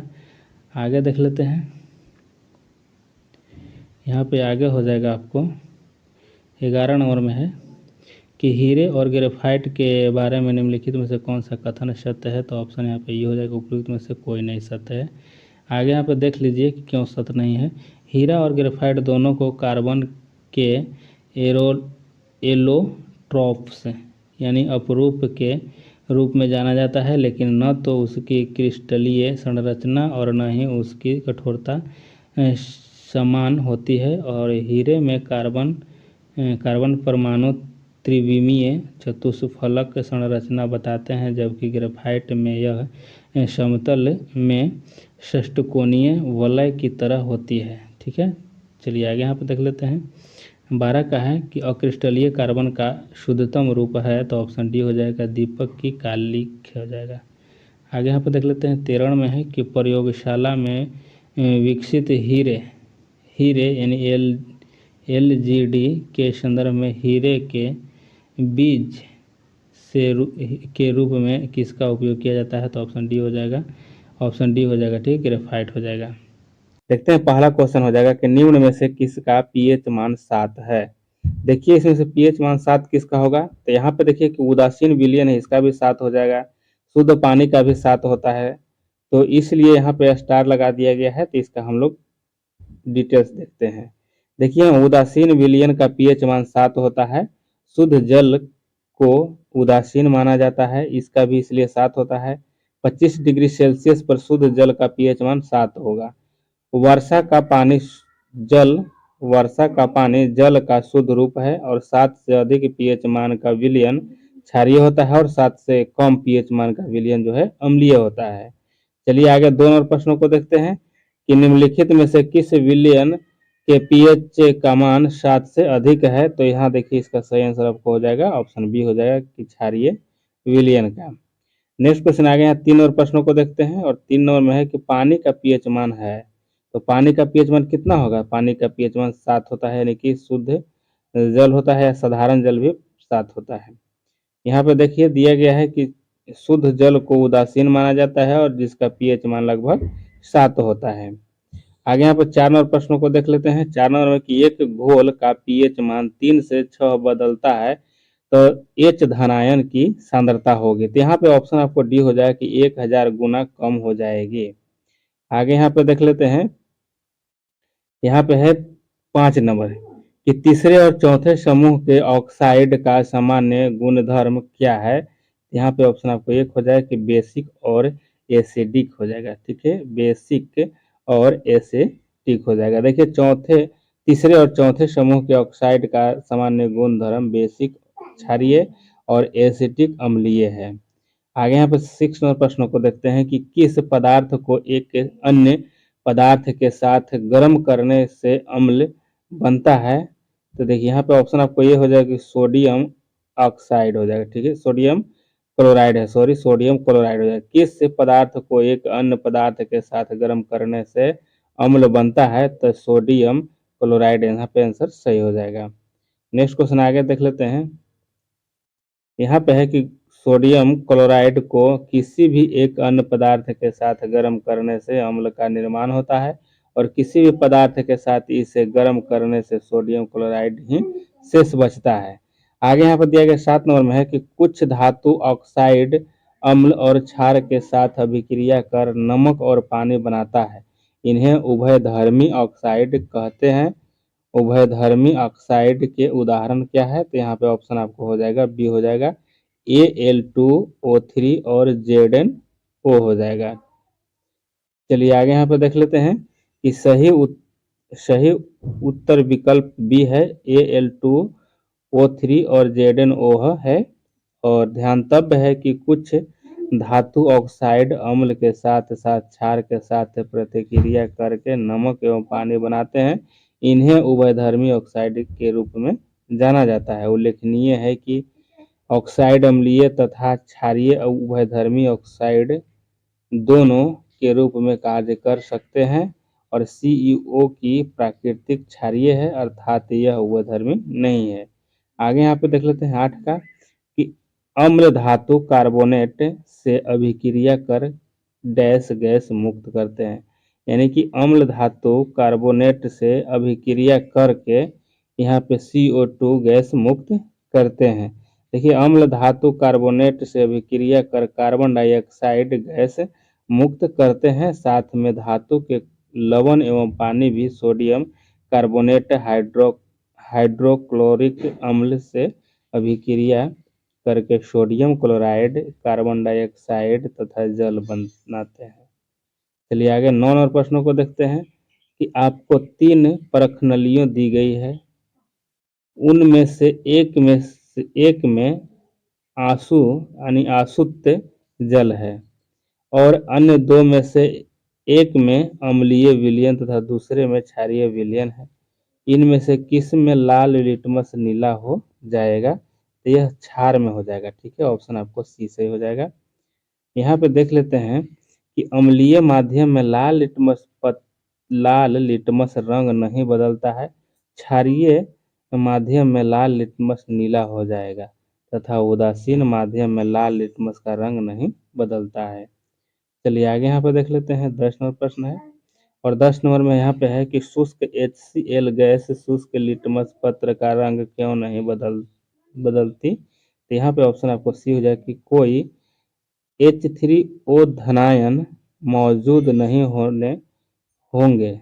लिटमस केवल H3O धनायन की उपस्थिति में रंग बदलता है। ऑप्शन यहाँ पे सी इसका सही हो जाएगा। तो चलिए यहाँ पे देखते हैं हाइड्रोकार्बन। हाइड्रोकार्बन के यहाँ पे है पहला क्वेश्चन कि एक हाइड्रोकार्बन जिसमें कार्बन के 2 परमाणु द्वारा जुड़े होते हैं कहलाता है। देखिए यह कहलाता है एल्कीन कहलाता है। ठीक है, क्या? एल्कीन कहलाता है। चलिए आगे यहाँ पर देख लीजिए कि केवल कार्बन तथा हाइड्रोजन युक्त यौगिक का हाइड्रोकार्बन कहलाते हैं। कार्बन कार्बन द्विआबंध वाले असंतृप्त श्रृंखलाओं को एल्कीन कहते हैं।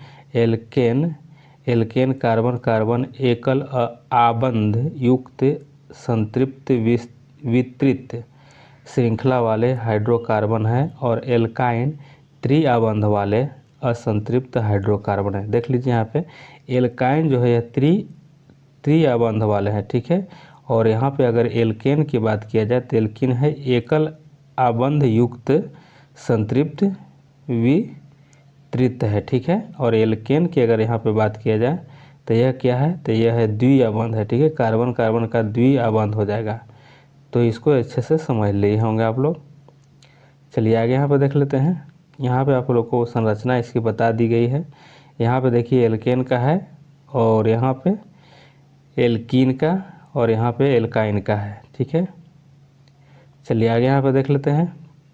2 नंबर प्रश्न देखते हैं कि सभी जैव यौगिक का अनिवार्य मूल तत्व है। देखिए ऑप्शन इसका सी हो जाएगा। ठीक है, कार्बन हो जाएगा कि सभी जैव यौगिक का अनिवार्य मूल तत्व है। संसार के सभी जैव पदार्थ कार्बनिक यौगिक से बने होते हैं।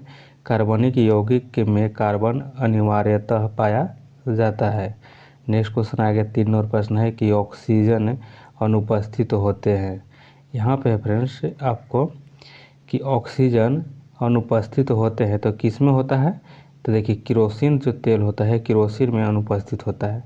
प्रश्नगत विकल्प में किरोसिन में ऑक्सीजन अनुपस्थित होता है और रासायनिक रूप से किरोसिन मिट्टी का तेल हाइड्रोकार्बन का एक मिश्रण है और ज्ञातव्य है कि हाइड्रोकार्बन केवल कार्बन तथा हाइड्रोजन के यौगिक होते हैं। चलिए नेक्स्ट क्वेश्चन 4 नंबर प्रश्न में यहाँ पे है कि सिगरेट लाइटर में निम्नलिखित में से कैसा गैस प्रयुक्त होती है? देखिए सिगरेट लाइटर में जो होता है ब्यूटेन होता है। ठीक है, ब्यूटेन एक ज्वलनशील हाइड्रोकार्बन है जिसका आणविक सूत्र C4H10 होता है और इसका उपयोग सिगरेट लाइटर में किया जाता है। चलिए नेक्स्ट क्वेश्चन आ गया। 5 नंबर क्वेश्चन है कि ग्रीन हाउस गैस में मुख्य घटक होता है। तो देखिए यहाँ पे ऑप्शन आपको ये हो जाएगा। देखिए इसमें ग्रीन हाउस जो गैस में मुख्य घटक होता है कौन कौन होता है? यहाँ देखिए ग्रीन हाउस गैस वह है जो पृथ्वी वातावरण तथा बादलों द्वारा उत्सर्जित ऊष्मीय अवरक्त विकिरण को अवशोषित एवं उत्सर्जित करती है। इनमें प्रमुख है जैसे कार्बन डाइऑक्साइड हो जाएगा, जलवाष्प हो जाएगा, नाइट्रस ऑक्साइड हो जाएगा, मीथेन हो जाएगा, ओजोन हो जाएगा। तो यहाँ पे इसलिए एक से अधिक था। चलिए आगे यहाँ पे देख लेते हैं। 6 नंबर प्रश्न यहाँ पे है कि ग्रीन हाउस गैस में मुख्य घटक होता है, यानी मुख्य घटक क्या है ग्रीन हाउस गैस का? तो यहाँ पे ऑप्शन आपको ई हो जाएगा। ठीक है, यहाँ पे भी कार्बन डाइऑक्साइड हो जाएगा, मीथेन हो जाएगा, ओजोन हो जाएगा, नाइट्रस ऑक्साइड, इसमें से एक उपयुक्त में से सभी है। ठीक है, आगे यहाँ पे देख लेते हैं कि वायु गैस का निम्न में से कौन सा अवयव प्रमुख है? तो वायु गैस का मीथेन होता है। ठीक है, मीथेन इसका प्रमुख अवयव होगा। चलिए आगे इसके बारे में देख लीजिए। यहाँ पे है कि ऑक्सीजन की अनुपस्थिति में किसी कार्बनिक पदार्थ के जैविक विखंडन से उत्पन्न गैस बायोगैस कहलाती है। बायोगैस के मुख्य संघटक मीथेन एवं कार्बन डाइऑक्साइड है और इसमें बहुत ही कम मात्रा में हाइड्रोकार्बन, सल्फाइड, नमी तथा सिलाक्सेन उपस्थित होते हैं। गोबर गैस बायोगैस में मीथेन लगभग 50 से 75% पाई जाती है। आगे यहाँ पर देख लेते हैं कि बेंजीन में सिग्मा और पाई बंध की संख्या होती है। जब बेंजीन में सिग्मा और पाई बंध की संख्या कितनी होती है तो यहाँ पे ऑप्शन सी हो जाएगा कि यहाँ पे होता है सिग्मा 12 होता है और पाई जो होता है यहाँ पे 3 हो जाएगा। चलिए आगे यहाँ पे देख लेते हैं इसके बारे में कि बेंजीन एक हाइड्रोकार्बन है जिसका सूत्र C6H6 है और इसमें 6 कार्बन परमाणु और 6 हाइड्रोजन परमाणु होते हैं। प्रत्येक कार्बन परमाणु एक बंध से हाइड्रोजन से और 2 से अन्य निकटवर्ती कार्बन परमाणुओं से संबंध रहता है और कार्बन का चौथा बंध युग्म जो होता है बंध के रूप में उपस्थित माना जाता है। इसमें 12 सिग्मा और 1 पाई बंध होता है। चलिए आगे यहाँ पे देख लेते हैं। 9 नंबर प्रश्न हो जाएगा कि कोयले का उपयोग होता है। तो देखिए कोयलों का उपयोग जलाने में किया जाता है उपयोग। आगे यहाँ पे देखते हैं। अब आगे अल्कोहल है। अब यहाँ देखते हैं अल्कोहल है। यहाँ पे देखते हैं 1 नंबर प्रश्न है कि अल्कोहल को कार्बोक्सिलिक अम्ल में परिवर्तित किया जा सकता है। तो यहाँ पे देखिए ऑप्शन आपको एक हो जाएगा, ये हो जाएगा कि मात्र ऑक्सीडेशन द्वारा। ठीक है, ऑक्सीडेशन द्वारा। चलिए आगे यहाँ पे देख लेते हैं। 2 नंबर प्रश्न यहाँ पे हो जाएगा। 2 नंबर में है कि शक्कर में किण्वन से क्या बनता है। शक्कर के किण्वन से क्या बनता है तो ऑप्शन आपको यहाँ पे ए हो जाएगा, इथाइल अल्कोहल बनता है। शक्कर के किण्वन से क्या बनता है तो यहाँ पे देखिए कि इथाइल अल्कोहल बनेगा। यहाँ पे शक्कर जो शर्करा होता है इसका सूत्र C12H22O11 के किण्वन से इथाइल यानी इथिल एल्कोहल C2H5OH बनता है। आगे यहाँ पे देख लेते हैं बहुलक है और बहुलक में यहाँ पे देखिए पहला हो जाएगा कि प्राकृतिक रबर किसका बहुलक है तो यह ऑप्शन हो जाएगा, ये हो जाएगा कि आइसोप्रीन का हो जाएगा। किसका? आइसोप्रीन का बहुलक होता है प्राकृतिक रबर। आगे यहाँ पे देख लेते हैं कि बहुलकीकरण वह अभिक्रिया है जिसमें एक ही प्रकार के एक से अधिक अणु आपस में जुड़कर कोई अधिक अणुभार वाला बड़ा अणु बनाते हैं। बहुलीकरण में भाग लेने वाले अणुओं को एक लक एवं उत्पाद को बहुलक कहा जाता है। आइसोप्रीन का बहुलक प्राकृतिक रबर है और आइसोप्रीन एक कार्बनिक पदार्थ है जिसका सूत्र होता है CH2। यहाँ पे देखिए डबल बॉन्ड है C, यहाँ पे CH3, फिर CH डबल बॉन्ड CH2 हो जाएगा। ठीक है, आगे यहाँ पे देख ले प्राकृतिक रबर किसका बहुलक है तो आगे हम लोग देख लिए कि आइसोप्रीन का होता है। आगे देखते हैं टेफ्लॉन निम्नलिखित में से किस एकल का बहुलक है। किस एकल लक का बहुलक है तो यहाँ पे ऑप्शन 1 हो जाएगा, टेट्राफ्लोरोएथिलीन हो जाएगा। ऑप्शन 1 सही हो जाएगा। चलिए आगे यहाँ पे देख लेते हैं। 4 नंबर में है कि बेकेलाइट निम्नलिखित के संघनन से बनता है। तो बेकेलाइट जो है किसका संघनन से बनता है तो ऑप्शन यहाँ पे बी हो जाएगा, फिनॉल तथा फॉर्मेल्डिहाइड है। ठीक है, यहाँ पे फिनॉल और फॉर्मेल्डिहाइड के संघनन से बनता है। चलिए आगे यहाँ पे देख लेते हैं कि बेकेलाइट एक आरंभिक प्लास्टिक है और इसका रासायनिक नाम पॉलीऑक्सीबेंजाइल मेथिलीन ग्लाइकोल एनहाइड्रा ऑक्साइड है और यह जो है थर्मोसेटिंग फिनॉल फॉर्मेल्डिहाइड रेजिन होता है जो फिनॉल और फॉर्मेल्डिहाइड से संघनन प्रक्रिया के फलस्वरूप बनता है और इसकी खोज 1907 से 1909 के मध्य में बेल्जियम के रसायनज्ञ लियो बैकेलैंड ने किया था। चलिए नेक्स्ट क्वेश्चन आगे देख लेते हैं। सूची 1 और सूची 2 को यहाँ पे मिलान करना है। तो यहाँ पे सूची 1 और सूची 2 को मिलान करना है, ठीक है। तो इसका सही आंसर हो जाएगा आपको ऑप्शन सी है, ठीक है। यहाँ पे ऑप्शन इसका सी सही हो जाएगा, यानी कि ए हो जाएगा आपको जाएगा कहाँ 3 में, यानी कि स्पा टर्म जो है यह जाएगा कृत्रिम मधुरक में जाएगा। और यहाँ जो आपको फ्रियान जो है यह हो जाएगा आपको प्रशीतक में जाएगा, ठीक है। फ्रियोन जो है यह प्रशीतक हो जाएगा। और नियोप्रीन जो है नियोप्रीन यह हो जाएगा क्या, तो यह संश्लेषित रबर हो जाएगा। और बेनाड्रिल जो है यह क्या हो जाएगा, तो यह प्रतिहिस्टेमिन हो जाएगा, ठीक है। यह 2 में मिल जाएगा। चलिए आगे यहाँ पे देख लेते हैं। यहाँ पे 6 नंबर में है कि बुलेट प्रूफ जैकेट बनाने के लिए उपयोग किया जाने वाला फाइबर क्या है। तो बुलेट प्रूफ जो जैकेट बनाया जाता है यह केवलर इसका सही हो जाएगा, ठीक है। केवलर का प्रयोग किया जाता है, केवलर फाइबर का। आगे इसको देख लेते हैं विस्तृत व्याख्या जो है। यहाँ पे देखिए कि बुलेट प्रूफ जैकेट बनाने के लिए केवल एक केवलर का उपयोग किया जाता है। और केवलर एक पॉलीयामाइड है जो एक प्रकार का बहुलक है। यह एक गर्मी प्रतिरोधक और उच्च शक्ति वाला सिंथेटिक पॉलीमर है। और पैराफेनिलिडेनमाइन और टेरेप्थालोएस क्लोराइड केवलर के 2 मोनोमर्स है। चलिए आगे यहाँ पे देख लेते हैं। 7 नंबर में है, यहाँ पे 7 नंबर में दिया गया है कि HMX के पूर्ण रूप क्या है। तो HMX का पूर्ण रूप इसमें दिया गया है।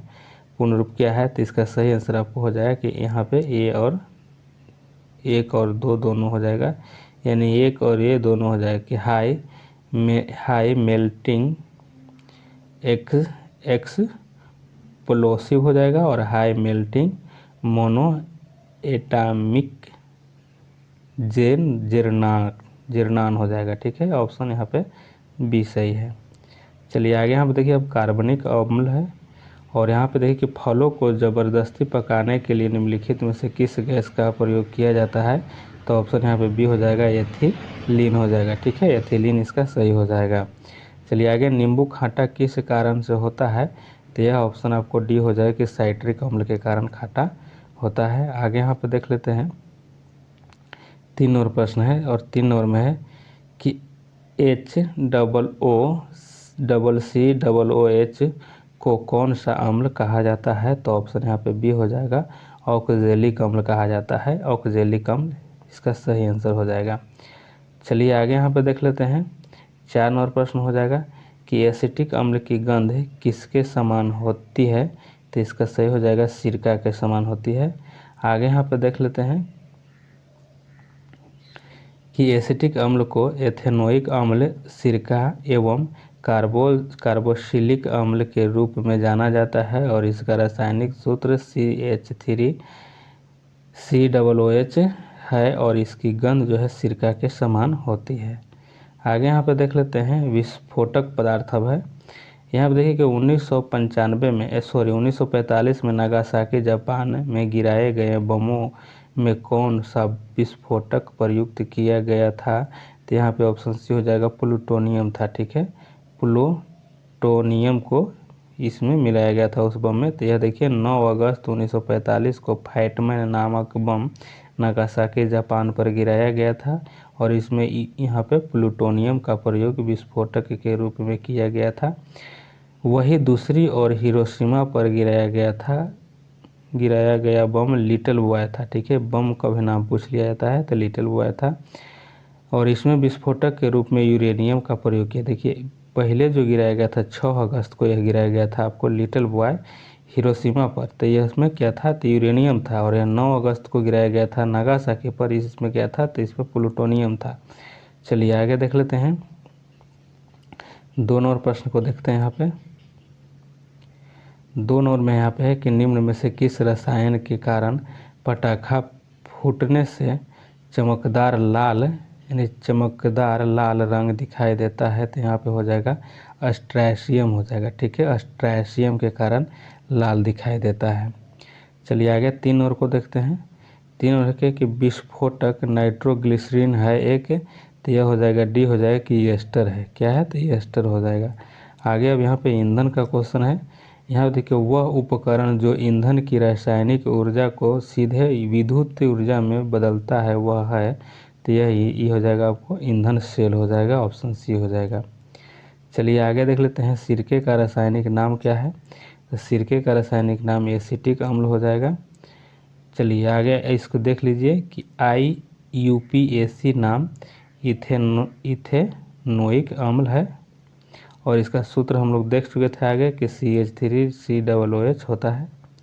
चलिए आगे यहाँ पे देख लेते हैं 3 और प्रश्न इसका है कि निम्नलिखित में से कौन सा अम्ल सिरके में उपस्थित है। तो सिरका में उपस्थित हो जाएगा यह एसिटिक अम्ल हो जाएगा। आगे 4 और प्रश्न को देखेंगे कि निम्नलिखित में से कौन सा तरलीकृत पेट्रोलियम गैस का प्रमुख घटक है। तो यहाँ पे ऑप्शन आपको ई हो जाएगा इसका। चलिए और आगे देख लेते हैं, व्याख्या देख लेते हैं। चलिए यहाँ पे देखते हैं तरलीकृत पेट्रोलियम गैस LPG के मुख्य घटक ब्यूटेन होता है लगभग 65% और प्रोपेन होता है 35%, और इसमें अन्य हाइड्रोकार्बन होता है जैसे इथेन भी अल्प मात्रा में होता है इसमें। चलिए आगे यहाँ पर देख लेते हैं कि घरेलू ईंधन के रूप में प्रयुक्त LPG में मुख्यतः होते हैं। तो यहाँ पे देखिए क्या हो जाएगा, इसमें भी वही हो जाएगा, आपको 1 से अधिक हो जाएगा। चलिए यहाँ पे देखिए घरेलू ईंधन के रूप में प्रयुक्त LPG अर्थात तरलीकृत पेट्रोलियम गैस में हाइड्रोकार्बन गैस का एक ज्वलनशील मिश्रण है, और इसमें मुख्यतः प्रोपेन होता है जो C3H8 तथा ब्यूटेन होता है C4H10 का मिश्रण होता है। LPG के रिसाव की पहचान के लिए इसमें कुछ गंधयुक्त पदार्थ जैसे मरकेप्टन मिलाया जाता है। ठीक है, जो गंध आता है LPG से वह जो है मरकेप्टन की वजह से आता है।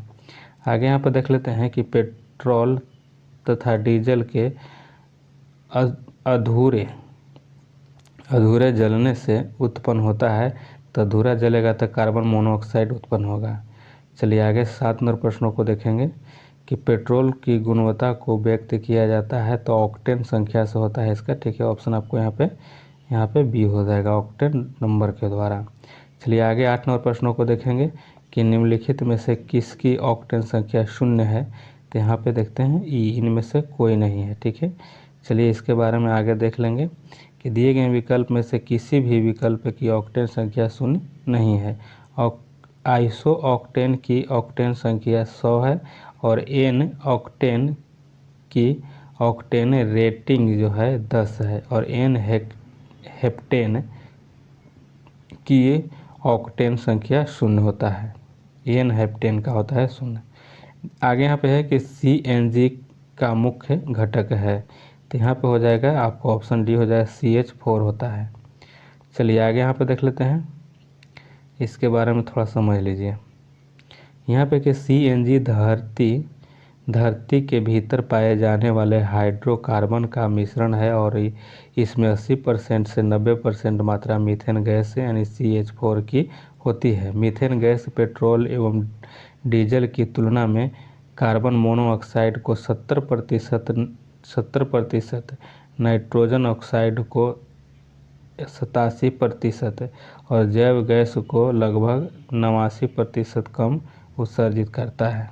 इसमें कार्बन मोनोऑक्साइड कम उत्सर्जित होता है। आगे हम देखिए कि ऑक्सीजन अनुपस्थित होती है, तो केरोसिन तेल में था। चलिए आगे यहाँ पे देख लेते हैं। 11 नंबर प्रश्न है कि स्वचालित कारों में सामान्यतया कौन से तेल लगता है। तो इसमें देखिए ऑप्शन आपको डी हो जाएगा, पेट्रोल होता है। चलिए आगे यहाँ पे देख लेते हैं। 12 नंबर प्रश्न है, और यहाँ पे देखिए 12 नंबर में है कि निम्नलिखित में गलत कथन का चयन करना है इसमें। तो इसमें सी जो है गलत है कि एक्रेलिक को कृत्रिम रेशम भी कहा जाता है क्योंकि यह कपास से तैयार होता है लेकिन रेशम की तरह चमकता है। तो यह यहाँ गलत है, इसके बारे में देख लीजिए। यहाँ पे देखिए कि प्रश्नगत विकल्प में सी कथन जो है सही नहीं है, क्योंकि एक्रेलिक को कृत्रिम ऊन कहा जाता है। रेयॉन को सामान्यतः कृत्रिम रेशा कहा जाता है। ठीक है, इसीलिए वह विकल्प गलत था। देखते हैं खाद्य संरक्षण, पोषण और औषधि। एक नंबर प्रश्न में हो जाएगा कि वनस्पति तेल से वनस्पति घी बनाने में प्रयुक्त होने वाली गैस है, तो यहाँ पे हाइड्रोजन हो जाएगा। नेक्स्ट क्वेश्चन आएगा, यहाँ पे देख लेते हैं, इसके बारे में समझ लेते हैं थोड़ा सा कि वनस्पति तेल से वनस्पति घी हाइड्रोजनीकरण की प्रक्रिया द्वारा बनाया जाता है।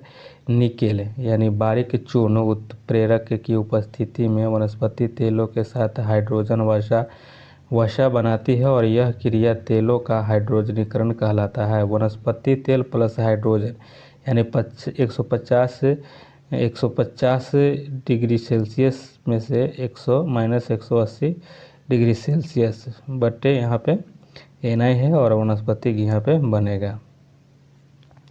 चलिए आगे यहाँ पे देख लेते हैं कि आयोडीन युक्त लवण में रहता है। आयोडीन कृत लवण में रहता है तो क्या रहता है इसमें आपको ऑप्शन डी हो जाएगा कि पोटेशियम आयोडाइड होगा। ऑप्शन डी इसका सही है। आगे यहाँ पे देख लेते हैं, 3 और प्रश्न में हो जाएगा कि खाने का नमक NaCl किससे बनता है, तो यहाँ पे ऑप्शन आपको हो जाएगा बी मजबूत अम्ल। देखिए मजबूत अम्ल और कमज़ोर क्षार हो जाएगा। ठीक है, सॉरी, मजबूत अम्ल और मजबूत क्षार से बनता है। ऑप्शन बी इसका सही हो जाएगा, दोनों मजबूत ही होगा इसमें। यहाँ पे देख लीजिए कि प्रबल अम्ल और प्रबल क्षार के मध्य अभिक्रिया से निर्मित नमक यानी लवण को उदासीन लवण कहते हैं। जैसे यहाँ पे देखिए NaCl और KNO3 जो है आपको। आगे यहाँ पे देख लेते हैं कि ट्राइग्लिसराइड क्या है, तो ट्राइग्लिसराइड क्या है, तो यहाँ पे ऑप्शन सी हो जाएगा कि यह वासा है। ट्राइग्लिसराइड जो है यह वासा हो जाएगा। आगे देखिए ट्राइग्लिसराइड शरीर में पाए जाने वाले वासा यानी फैट का एक प्रकार है और हमारे शरीर भोजन से प्राप्त अप्रयुक्त ऊर्जा को ट्राइग्लिसराइड में परिवर्तित कर देता है और ट्राइग्लिसराइड वासा कोशिकाओं में संचित होता है। चलिए आगे यहाँ पे देख लेते हैं कि कुकिंग ताप पर स्थिर रहने वाला क्लोरीन युक्त कृत्रिम स्वीटनर जिसका रूप तथा स्वाद शक्कर की तरह होता है, निम्नलिखित में से कौन सा है, तो यह सी हो जाएगा, सुक्रोलोज हो जाएगा। ठीक है, ऑप्शन सी सही हो जाएगा इसका। चलिए आगे यहाँ पे देख लेते हैं, 6वां प्रश्न है कि निम्न पदार्थ में से कौन सा पदार्थ खाने की वस्तुओं की परिरक्षण हेतु प्रयोग होता है, तो यहाँ पे ऑप्शन सी हो जाएगा, सोडियम बेंजोएट होगा, सोडियम बेंजोएट हो जाएगा। आगे यहाँ पे देखिए खाने बनाने में प्रयोग की जाने वाली गैस पर मुख्यतः है, तो ऑप्शन सी हो जाएगा, मीथेन हो जाएगा। आगे 8 नंबर में है कि कार्बोहाइड्रेट के अपघटनोपरांत अंतिम रूप से क्या बनता है, तो ऑप्शन सी हो जाएगा, ग्लूकोज बनता है। 9 नंबर प्रश्नों को देखते हैं कि अल्कोहलिक के खमीर का आखिरी उत्पादन क्या है, तो देखिए आखिरी उत्पाद इसमें सी हो जाएगा यानी इथाइल अल्कोहल हो जाएगा। चलिए आगे यहाँ पे देख लेते हैं, 10 नंबर है कि ग्लूकोज को इथिल अल्कोहल में किस एंजाइम द्वारा बदल दिया जाता है, तो यहाँ पे हो जाएगा सी कि जाइमेज हो जाएगा। ठीक है, जाइमेज द्वारा बदल दिया जाता है। ग्लूकोज का सूत्र यहाँ पे पूछ रहा है, तो इसका सही हो जाएगा C6H12O6 हो जाएगा। ऑप्शन सी सही हो जाएगा। नेक्स्ट क्वेश्चन आगे देखते हैं कि मच्छर भगाने वाली दवा में सक्रिय रसायन है, तो ऑप्शन इसमें एक हो जाएगा, एलिथ्रीन है। ठीक है, ऑप्शन एक यहाँ पे सही हो जाएगा। एलिथ्रीन नामक यौगिक मच्छर भगाने वाली दवाओं में सक्रिय रसायन है। आगे देखें यहाँ पे सूची 1 और सूची 2 को यहाँ पे मिलान करना है, तो इसको यहाँ पे देख लेते हैं हम लोग। इसका पहले आंसर हम लोग देखते हैं कि ऑप्शन यहाँ पे 2 सही हो जाए। ठीक है, यानी कि त्वचा जो कैंसर होता है यह जो होता है पराबैंगनिक प्रकाश से होता है, और ध्वनि प्रदूषण जो है ध्वनि प्रदूषण यह किससे हो जाएगा, तो यह डेसिबल जो ध्वनि तेज होती है, डेसिबल जो मात्रक होता है मापा जाता है ध्वनि को। आगे यहाँ वैश्विक तापमान जो है यह हो जाएगा आपको ऑप्शन 4 में हो जाएगा। ठीक है, कि कार्बन डाइऑक्साइड के कारण, और ओजोन छिद्र जो है क्लोरोफ्लोरोकार्बन। ठीक है, यह जो सभी नुकसान वाले इस सब साइड में जो दिया गया है सभी इससे नुकसान होता है। ठीक है, चलिए आगे देख लेते हैं। यहाँ पे आगे देख लेते हैं। 14 नंबर प्रश्न है कि एंटीबायोटिक औषधि का एक उदाहरण है, तो इसका ऑप्शन डी सही हो जाएगा। पेनिसिलिन जो है यह एंटीबायोटिक का एक उदाहरण है। यहाँ पे आगे देख लेते हैं कि दिए गए विकल्प में पेनिसिलिन प्रतिजैविक यानी एंटीबायोटिक है और एस्पिरिन तथा पैरासीटामोल पीड़कनाशक एवं जबरनाशक औषधि है। ठीक है, जबकि क्लोरोक्विन मलेरिया रोधी औषधि है। चलिए आगे यहाँ पे देख लेते हैं कि जिन डिब्बों में खाना पैक किया जाता है उस पर टिन की परत चढ़ी होती है, न कि जिंक की, क्योंकि तो यह कारण क्या है, तो ऑप्शन इसमें सही हो जाएगा कि जिंक टिन की तुलना में अधिक प्रतिक्रियाशील है, इसके वजह से जिंक यहाँ पे नहीं रहता है। चलिए आगे यहाँ पे देख लेते हैं। 16 नंबर प्रश्न में है कि मेडिकल केमिस्ट्री में दवाओं का वर्गीकरण किस आधार पर सबसे अधिक उपयोगी है, तो ऑप्शन सी हो जाएगा आणविक लक्षण से। चलिए आगे यहाँ पे देख ले 17 का है कि 100% शुद्ध इथेनॉल को क्या कहा जाता है, तो 100% जो शुद्ध इथेनॉल होता है उसको कहा जाता है पूर्ण शराब कहा जाता है। ऑप्शन एक सही हो जाएगा। आगे यहाँ पे देख लेते हैं। 18 नंबर प्रश्न है कि हरित रासायनिकी शब्द से क्या तात्पर्य है, तो ऑप्शन यहाँ पे डी हो जाएगा। यहाँ पे डी ऑप्शन सही है, उपरोक्त में से एक से अधिक हो जाएगा। चलिए इसकी व्याख्या देख लीजिए। यहाँ पे है कि हरित रासायनिक उत्पादों और प्रक्रियाओं का डिजाइन है जो खतरनाक पदार्थ के उपयोग या उत्पादन को कम या खत्म कर देता है। हरित रासायनिक के उपयोग की सहायता से पर्यावरणीय समस्याओं का समाधान प्राप्त किया जा सकता है और इसके उपयोग से मानव स्वास्थ्य और पर्यावरण पर नकारात्मक प्रभाव कम हो जाता है। अंततः स्पष्ट जो है डी इसका सही हो जाएगा। चलिए आगे यहाँ पे देख लेते हैं और यह जो हो जाएगा अपमार्जक। अब यहाँ पे है देखिए ऑप्शन एक यहाँ पे और पहला क्वेश्चन हो जाए कि कपड़े साफ करने में प्रयोग होने वाले डिटर्जेंट है, तो यह ऑप्शन क्या हो जाएगा, डी से हो जाएगा, यह सल्फोनेट है। चलिए आगे यहाँ पे देख लेते हैं। 9 नंबर प्रश्न में है कि मिश्रण के विभिन्न द्रवीभूत घटकों को उपयुक्त पदार्थ पर अधिशोषण द्वारा अलग करने की प्रक्रिया कहलाती है, तो ऑप्शन सी सही है, क्रोमैटोग्राफी हो जाएगा। आगे यहाँ पे देख लेते हैं। 10वां प्रश्न है कि एक्सरे में वर्णाक्षर जो एक्स का मतलब क्या होता है, तो ऑप्शन इसमें क्या हो जाएगा, बी हो जाएगा, अननोन हो जाएगा। ठीक है, अननोन हो जाएगा, यानी अज्ञात होता है। चलिए आगे यहाँ पे देख लेते हैं। 11वां प्रश्न में है कि कौन सी गैस अपने ग्रीन हाउस प्रभाव से ग्लोबल वार्मिंग में योगदान करती है, तो ऑप्शन डी इसका सही हो जाएगा, उपयुक्त में से एक से अधिक हो जाएगा। ठीक है, इसमें देखिए कार्बन डाइऑक्साइड हो जाएगा, मीथेन भी होता है, नाइट्रस ऑक्साइड होता है। चलिए आगे यहाँ पे देख लेते हैं। 12वां प्रश्न देखते हैं कि ऐसे पदार्थ को जो बिना रासायनिक प्रतिक्रियाओं के अन्य पदार्थ से नमी को आसानी से अवशोषित कर लेते हैं कहलाता है, तो ऑप्शन ए हो जाएगा, जल शुष्कांक होता है। ऑप्शन एक यहाँ पे सही हो जाएगा। आगे यहाँ पे देख लेते हैं। 13वां प्रश्न में है कि कार्बन मोनोऑक्साइड से प्रदूषित वायु में सांस लेना खतरनाक है, क्योंकि यह ऑप्शन बी सही हो जाएगा कि कार्बन मोनोऑक्साइड हीमोग्लोबिन के साथ संयोजन करता है, इसी वजह से यह खतरनाक होता है। चलिए आगे 14 नंबर को देख लेते हैं कि निम्नलिखित में से कौन सा प्रतिक्रिया की दर को धीमा करता है, तो धीमा जो करने वाला है उपरोक्त में से कोई नहीं है। ठीक है, चलिए इसका विशेष देख लेते हैं यहाँ पे कि प्रश्नगत विकल्प दिए गए विकल्प में सभी उत्प्रेरक रासायनिक अभिक्रियाओं की दर को प्रभावित करता है।